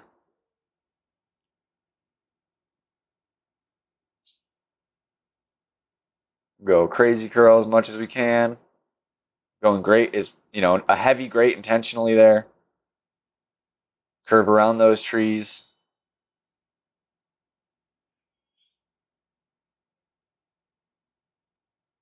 No, no, James, I haven't.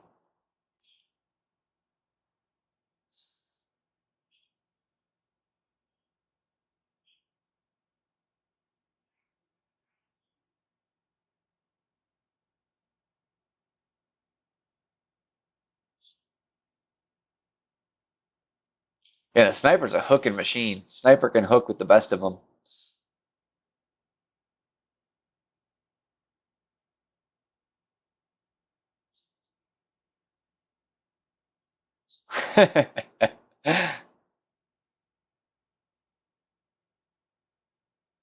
So I want to see if maybe. See, what sucks about this hole the most to me is you can almost never get the ball guide to play for you. There's like no way to set this up to be able to like try and actually use ball guide to get in the hole.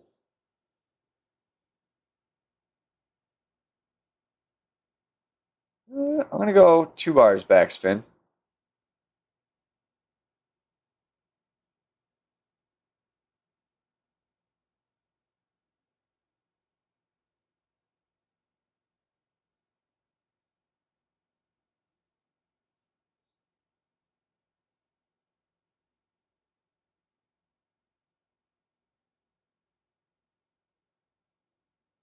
It's a This is a hole that I always really have a hard time debating if I want the navigator or the quasar in a situation like where we had the heavy headwind on the drive, because that side spin is very, very nice on this last shot. You know, you can get away with it without it on the second shot, but the third shot to the pin, it's very, very useful. It's hard to pick.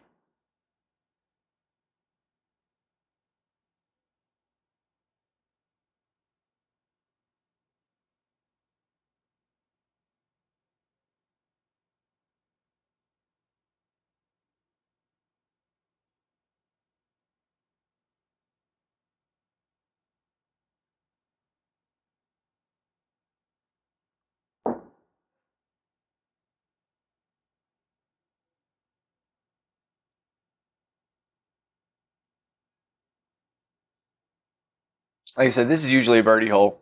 And anytime you get a par 5 that's usually a birdie hole, it sucks. It's like that other one that's in Tour 9 with the 3 fairways. I think it's on Glen Monarch Estates. Where long dog leg, 3 fairways in the middle of the hop. Nice, James. Appreciate it. I don't know how much longer we're going to go, but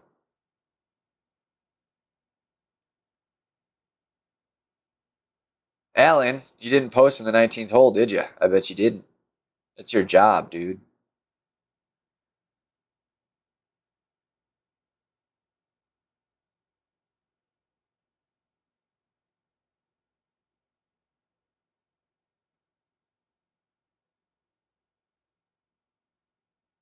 Creepy Cliffs was. So was the Christmas one. But I think you would know that that was that one. Or no, well, was it Creepy Cliffs or was it Halloween or did they do it for both? That they did the like night lighting with the skeleton hand tees.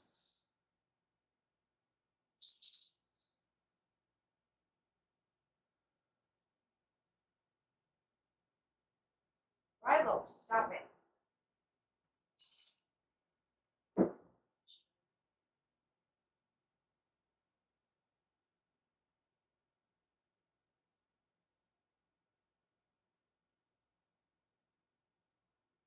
Need reminding about posting. Yeah, my fault for not reminding you. Usually I do because you're usually the first one in, but you weren't the first one in today, or at least you weren't the first one to say something. No, you were late today. See, that was the problem. You were late today. You came in on hole 2.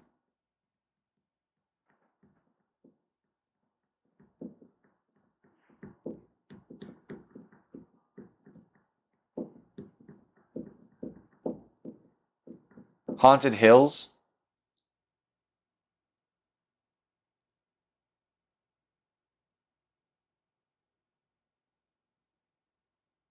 Creepy Cliffs, Haunted Hills.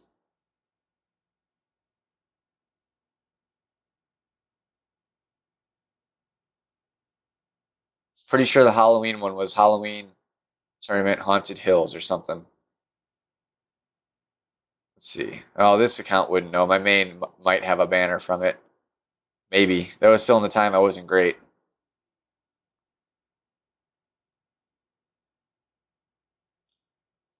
I was far from great, I should say.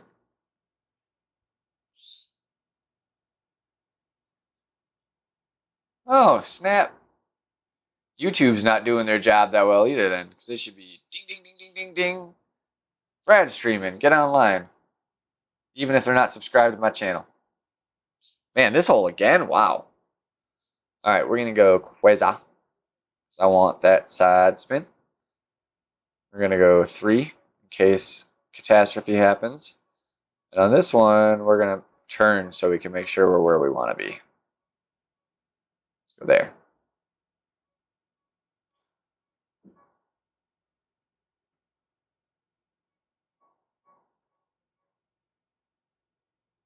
Yay, I got a perfect.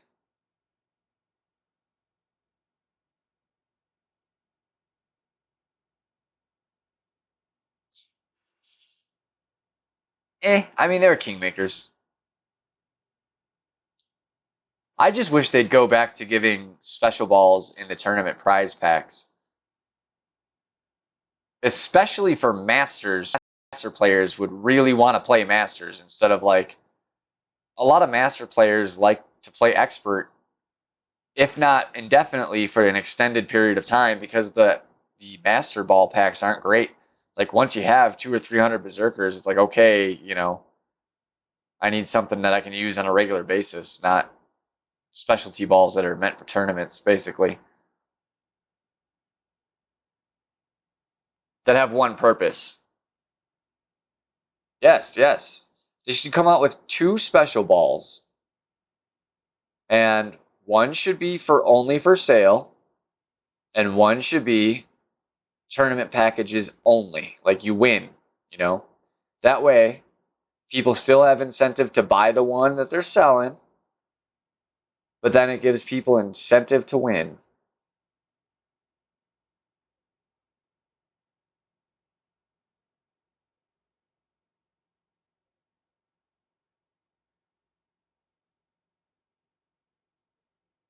Oh no! All right, we stayed up there at least. We got lucky because that could have been bad. It was because of the Indy 500, I think, was that weekend, so they just threw out some a special out there. Yeah, Jesse knows what I'm talking about. What's going on, my buddy?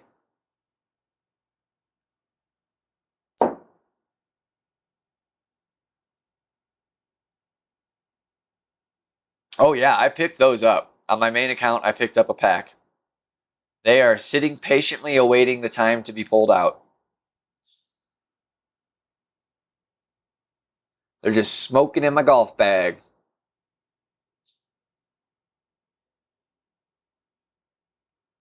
That's just insane how uphill this is. Look at that. All that top spin and it wouldn't make it up.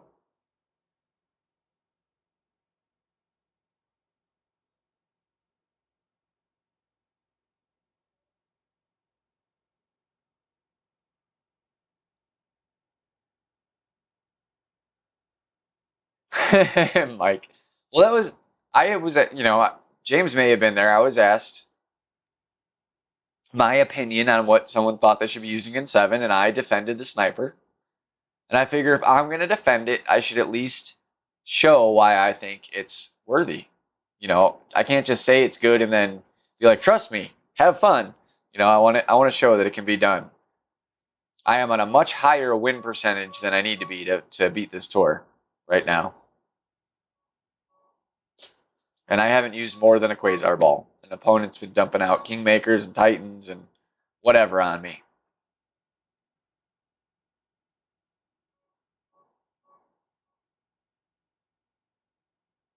Extra background. You mean for the tours? Like in uh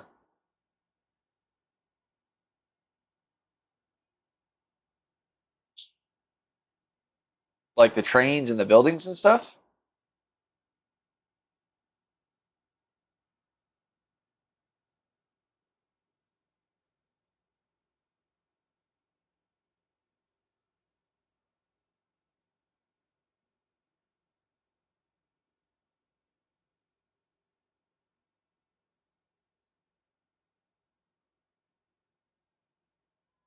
Does it distract you? Or you think it's slowing down something? You think it's causing the lag or something like that? So it hasn't bothered me yet.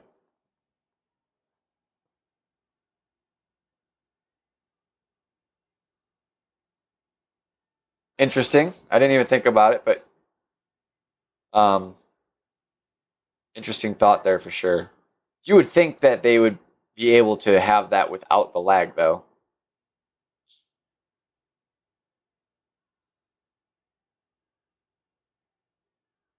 I mean, we're doing good, guys. I'm up like 1.5 million playing Tour 7 in about 2 hours. I think I've lost 3, I think.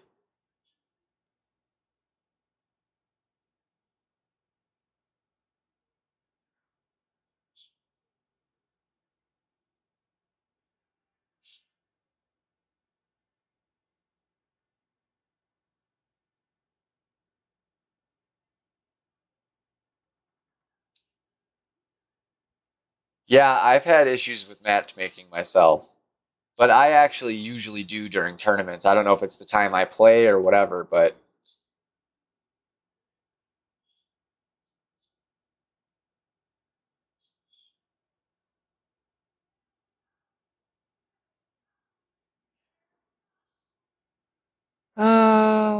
yeah, I want the Quasar for the second shot, just in case.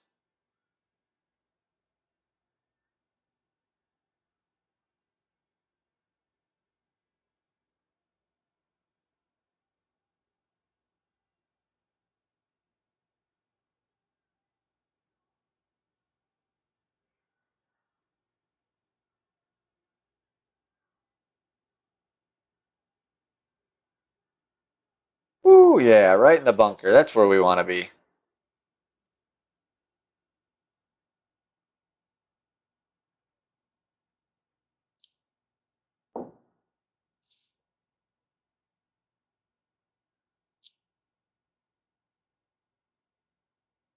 At least we're in the same position as our opponent.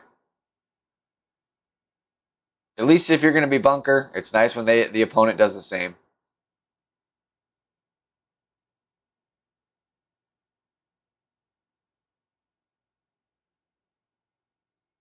Oh, I was hoping for him that he didn't end up on the green because it would have been game over most likely. Crazy. I'm surprised he went for that. I didn't see what club he was rocking, but I know I can't make that. We're just gonna lay her on up.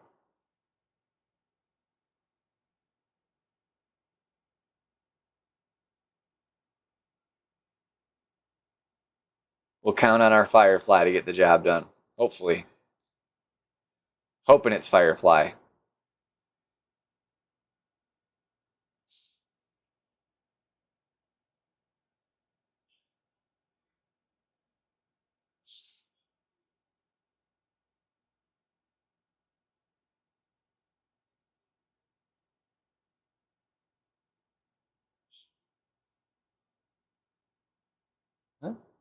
Pretty nice to have a level 7 rapier by 22. That's not bad at all. It could be a thorn shot, but with that 10-mile-an-hour headwind, I don't really want to mess with that. I would much rather take a short run shot to the pin if I can because it's a downhill slope. I'm hoping.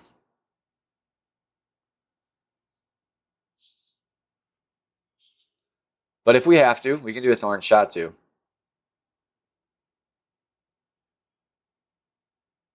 Oh, we should be able to get there. Oh, see, we're just short. That's unfortunate. Close enough to max. So normally I would want to come about in here. Headwind, I'm going to come up about twice as far and then make my wind measurement.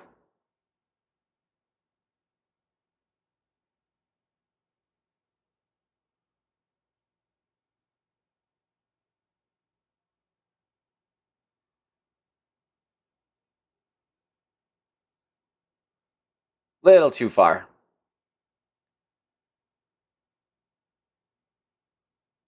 Nah, I'm not a dunker.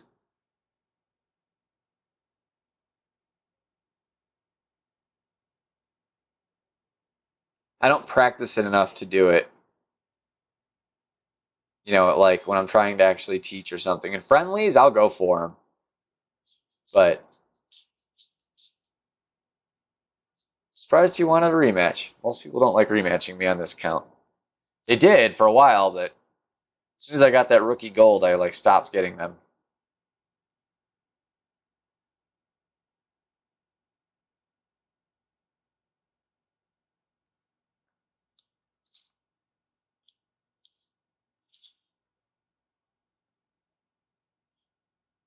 Yeah, I kind of feel the same way, Jesse.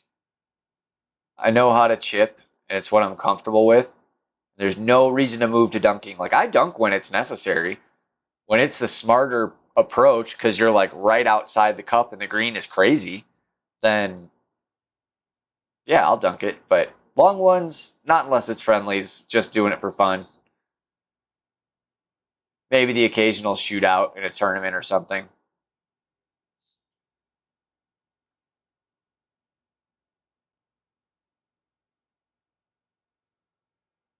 Oh yeah, definitely, Sylvan. Debs, absolutely. Extra mile 6, you get all the distance you're gonna get. So that's not the issue. As long as you can hit your perfects, that's the important part. Um, and then Guardian 5 will get you through Tour 8, no problem if that's your club of choice. That's probably the one club or the one tour I would lean towards Guardian if you're having troubles with it. Ugh, talking and playing sometimes doesn't work very well. But like 7, I don't think it's necessary. 8, there's a couple holes. It will help you a lot more.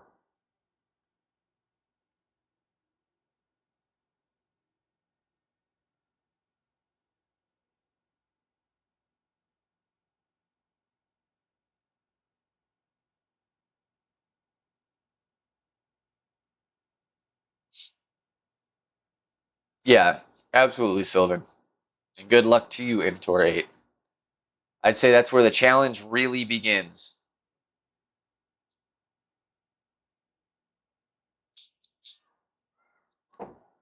And it's not necessarily the course. The course is manageable. You've played all the holes before. Just remember that. Or most of them. You know, there's some that you didn't get to play because they're only specific to 8, but you've played a good chunk of them. This is awful. That makes me wonder. Now, let's see if we can pull a little cray cray.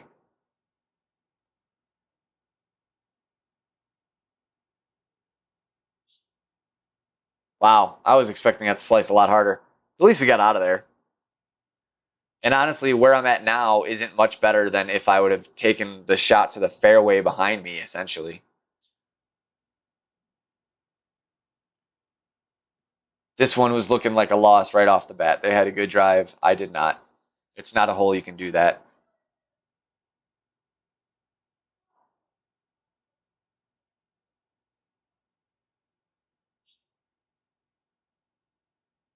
Good night, Sandy.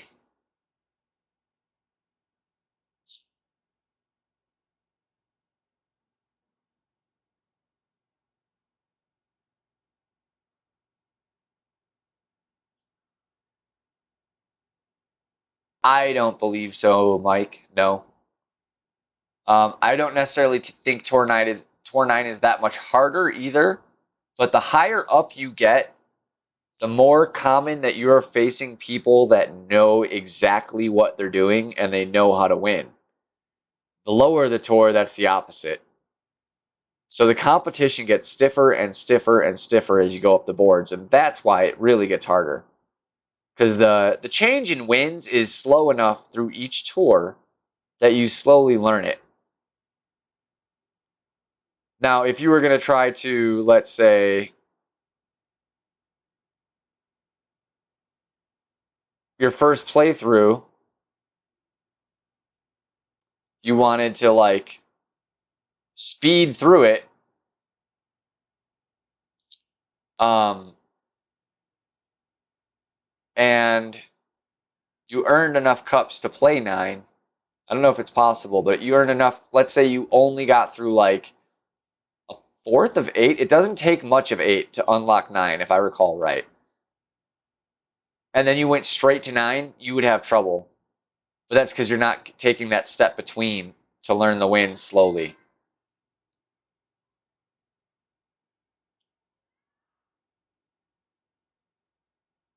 Because the big, I didn't even want to rematch him again, actually. Um, the big difference to 8 to 9, in my opinion, is the way the winds are affected each hole. There's more water hazard and elevation changes that come into play in Tour 9 than there are in Tour 8.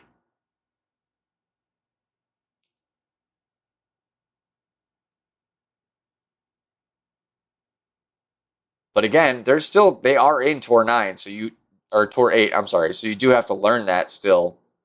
Um, Previous to going into 9, you're just going to be using it more often, really. But yeah, go for 8.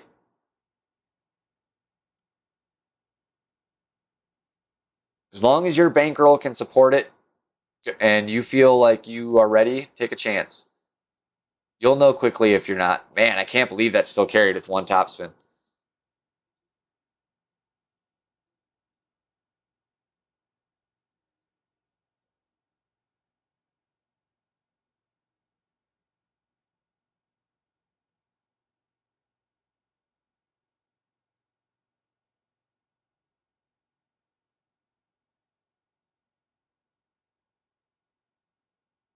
Yeah, so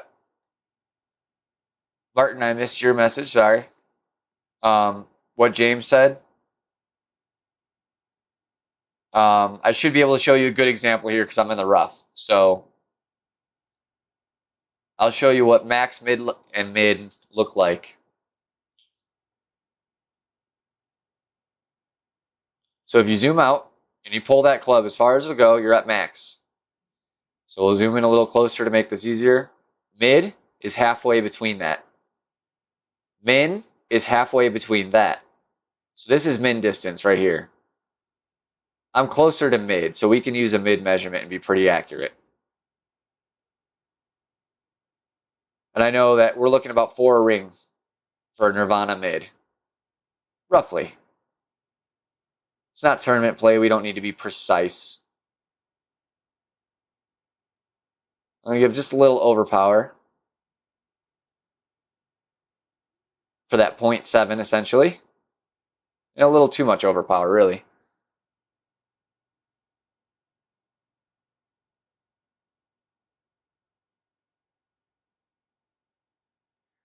With your sand and your rough iron, it just doubles from your max distance. So if you look at my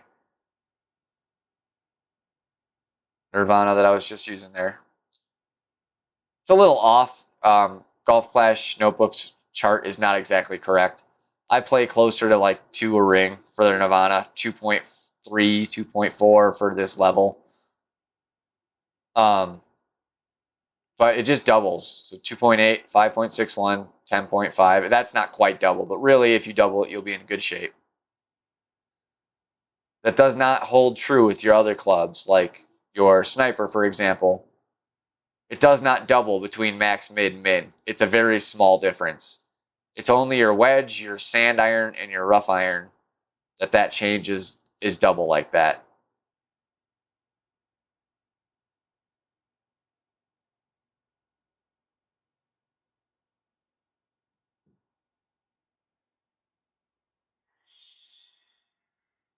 Hey Heath, how's it going?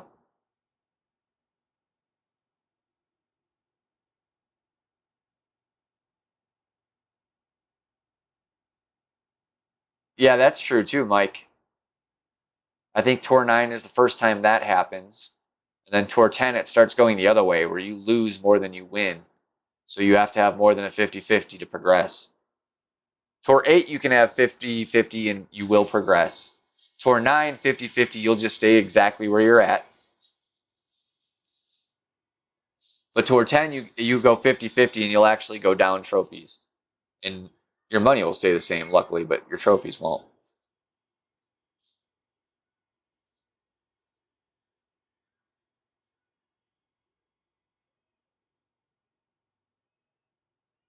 Yeah, Heath, check out the 19th hole. You see that yellow logo there next to my big logo? That is Jesse Both's page, and it is, my opinion, the best Facebook Golf Flash page to join. I would definitely check it out. That goes for anybody in here that might not have already done so.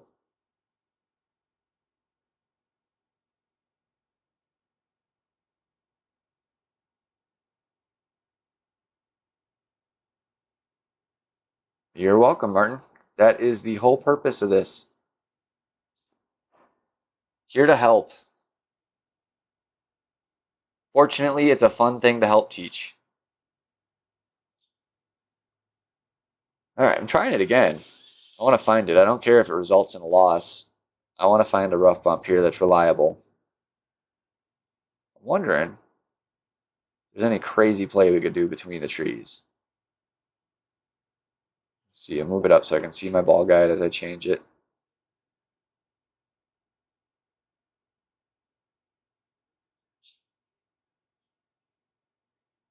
All right, we got to really cross our fingers that we don't hit the tree in the flight path here. It might.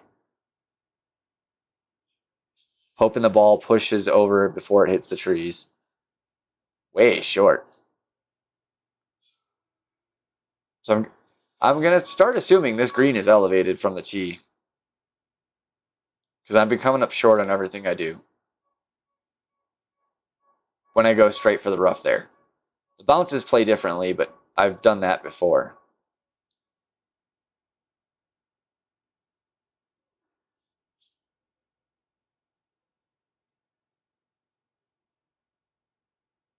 because that was side wind. Theoretically, it should go exactly where it's going if it's straight elevation. Uphill, the ball's not going to travel as far. Downhill, travel further.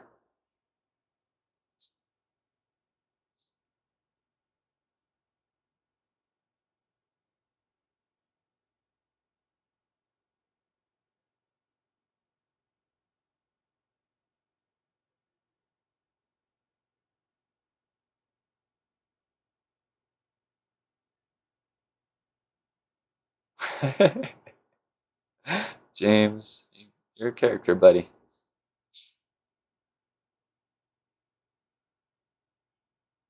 So this is going to overplay from the downhill with the tailwind. So we're going to pull it back until our third ring's touching there.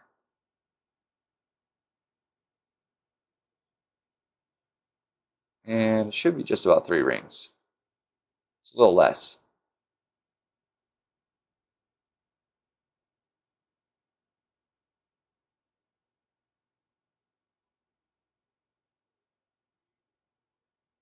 Not at all.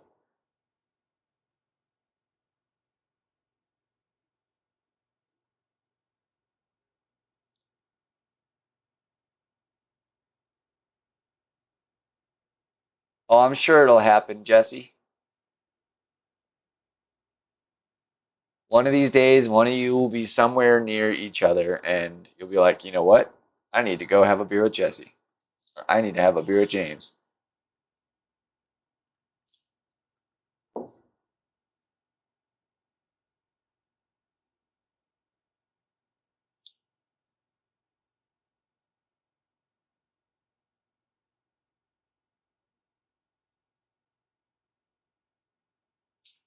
Overdid it.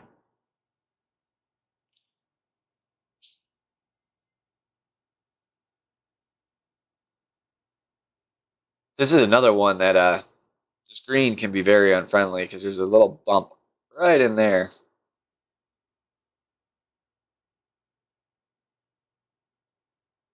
That's why I love my Firefly. But you can see like how much, you got to be precise with your wind measurement here. I could tell I'm probably, between mid and min, closer to mid. So we don't even really need to move a ring, move just a touch just to basically take away the little effect. So, oh, great, damn it. Shouldn't have started talking until I shot. Firefly is not a club you can hit great with. The accuracy is low enough that you need to hit your perfect most of the time.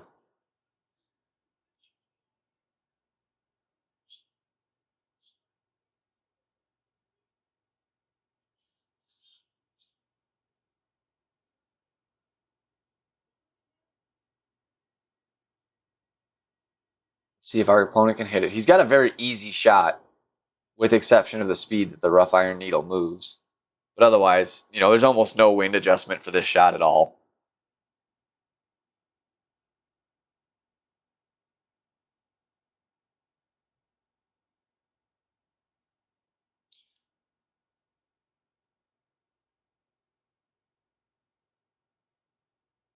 I don't, Mike.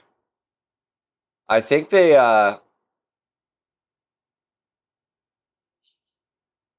I have a feeling if they play a major, they announce it 2 weeks early, and they skip a week. Well, they might still do that. I hope that's not the case though, because I don't want to go 2 weeks without a tournament right now.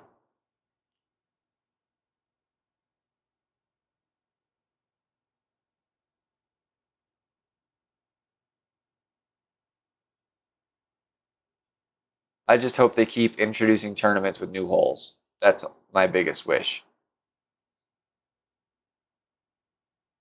Kind of levels the playing field for everybody.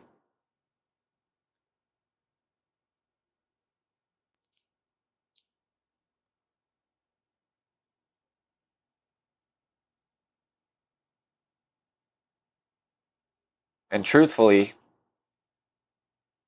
people like Jesse, myself, Tim, James, and then anybody that watches any streamer, period, has a little bit of an edge, especially if they continue what they did last tournament where even though all the matches were in the same tour, it was really hard to get a tournament hole to practice. So that means every successful shot is 5 times as valuable as it would be if it's an old hole or if we're able to practice just the tourney holes. Because you might get one hole and then make a mistake, and then you have no idea how to really play that hole because you made a mistake the whole way. You had to play the whole thing differently, so you didn't really learn what you're supposed to do.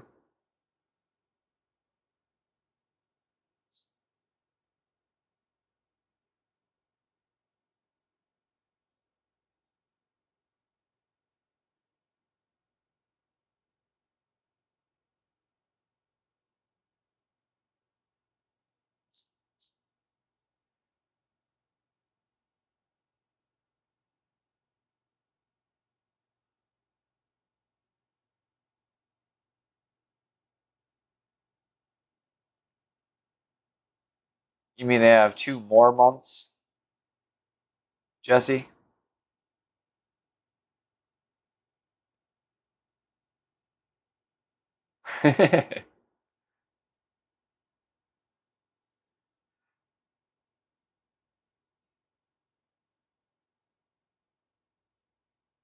No, nothing that I have seen.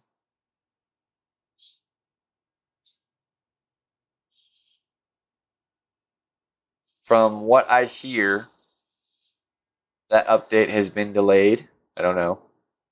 I don't know what kind of truth that is or if that's just someone talking because it's not out. But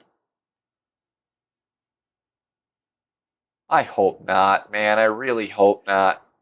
It's just so stupid. Pay for basic balls is what that is. Now, if they give your basic balls stats, however, yeah, that'd be cool. Like it would be really awesome if they just decided to X-nay the hole by tournament packs that have special balls and just had literally every ball out there. So you had a side 1, power 2, power or win 3, side 2, power 2, win 3. You know, like every single possible combination of stat. That would be awesome. So you could literally have whatever ball you wanted for whatever situation. Because then, I mean, you wouldn't need the tournament deals because people will be buying gems like crazy to buy all the balls they specifically want constantly.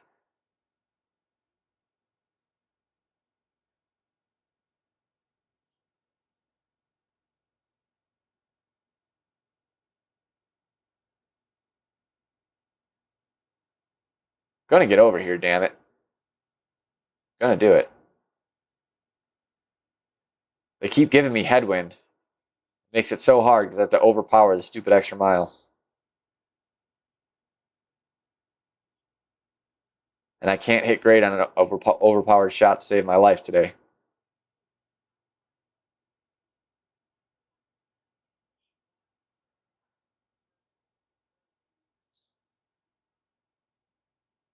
Oh, that would be so stupid. Be so stupid. You could really be right because that is a good little loophole to work it all together and make your cards worthless and the thing they're giving you for your balls worthless, but you didn't really spend anything, so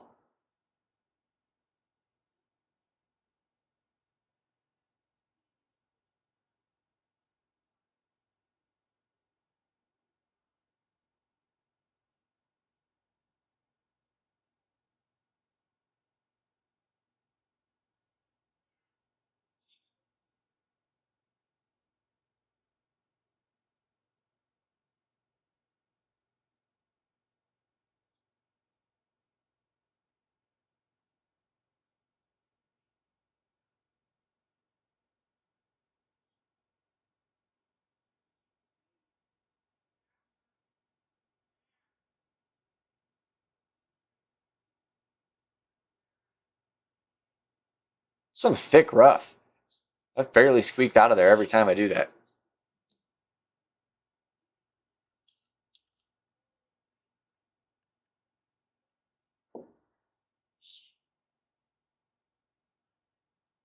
Extra mile 10, 265. Well, Jesse, if they did do higher level clubs, They need higher tours that play from the third tee so that that distance is minimized. And then they need to limit what clubs can be brought into tournaments, which they should have already done. Like, in my opinion, if let's say you have an APOC 5, that should mean you have an APOC 1, 2, 3, and 4 in your bag as well.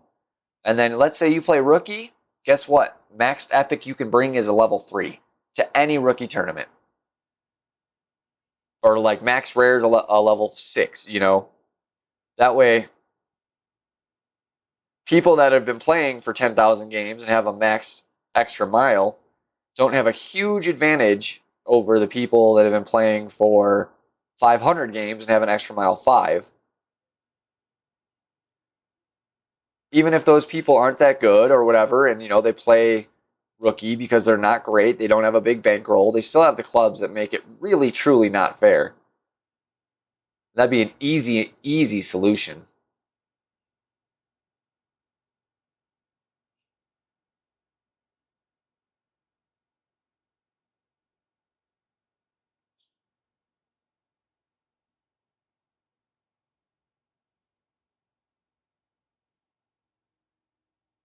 Yeah, that's nice. I came darn close. Didn't get one though. I also butchered the hole a couple times, so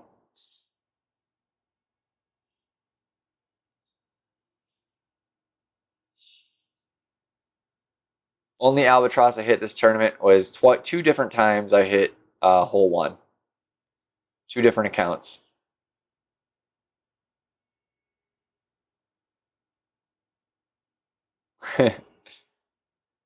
Yeah, that's pretty true.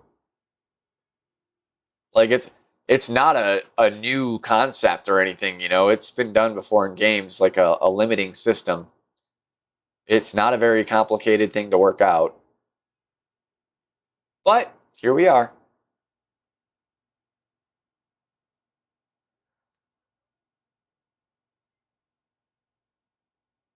They could do that too, but that's kind of limiting. I think levels is more appropriate than just taking away clubs in general.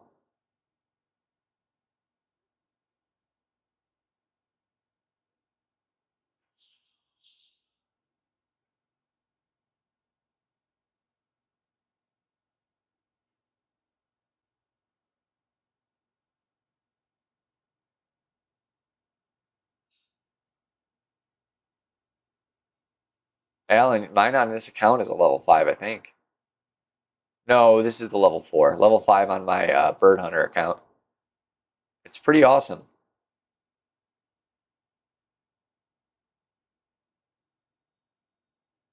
It's a different club than Rapier. You can't really compare them. They're four different things, truthfully.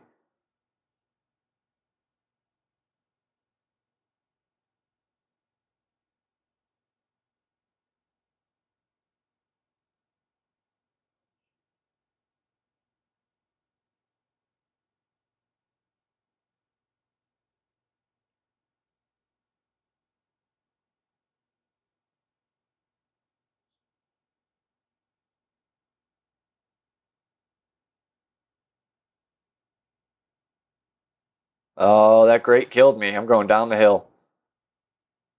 Bye bye, ball. Yeah, guys, I'm actually, this is probably going to be the last hole here. About 2.5 hours. I think that's plenty. Did a whole bunch of Tour 7.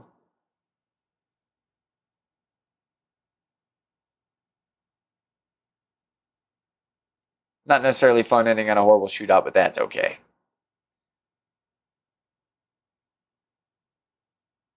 Been fun, guys. Appreciative of everybody that came in, said hello, stuck around. Hopefully anybody that has any issues debating between if they want to play Sniper or Guardian, this will help ease your mind in making a decision.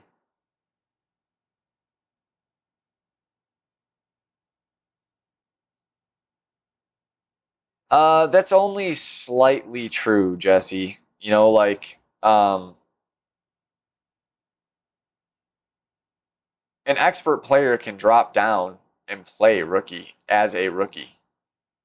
And still, you know, you could tell they're an expert because they have an expert badge next to, you know, not on their actual tournament badge, but like they could have an expert banner down there, which means they have gotten up there and they've dropped. That is uncool. It's different. Oh, I know what you mean. I'm just saying, you know, it sucks that they don't have a control over that. So because people can do that, it kind of sucks in general that experts can play rookie.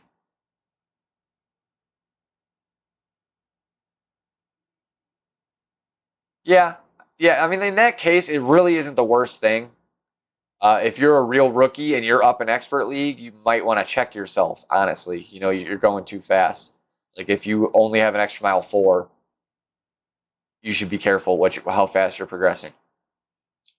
Um, so generally, I would say that's true. I just think because of the loophole, it kind of sucks that they can enter in the first place. It would be nice if you couldn't revert back to a lower level weekly league.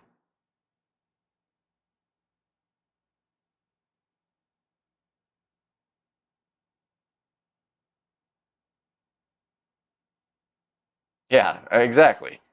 If you get to pro, you should be pro forever, damn it, because you earned it, you got there, you showed that you're capable of getting there. If you did it too fast, that's your mistake.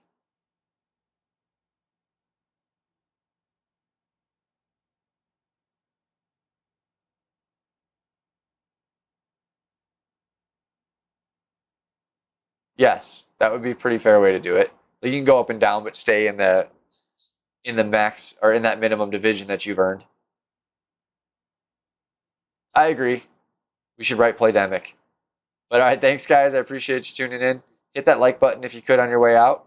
Check out the 19th hole if you haven't. Awesome place to be. And we'll see you next time.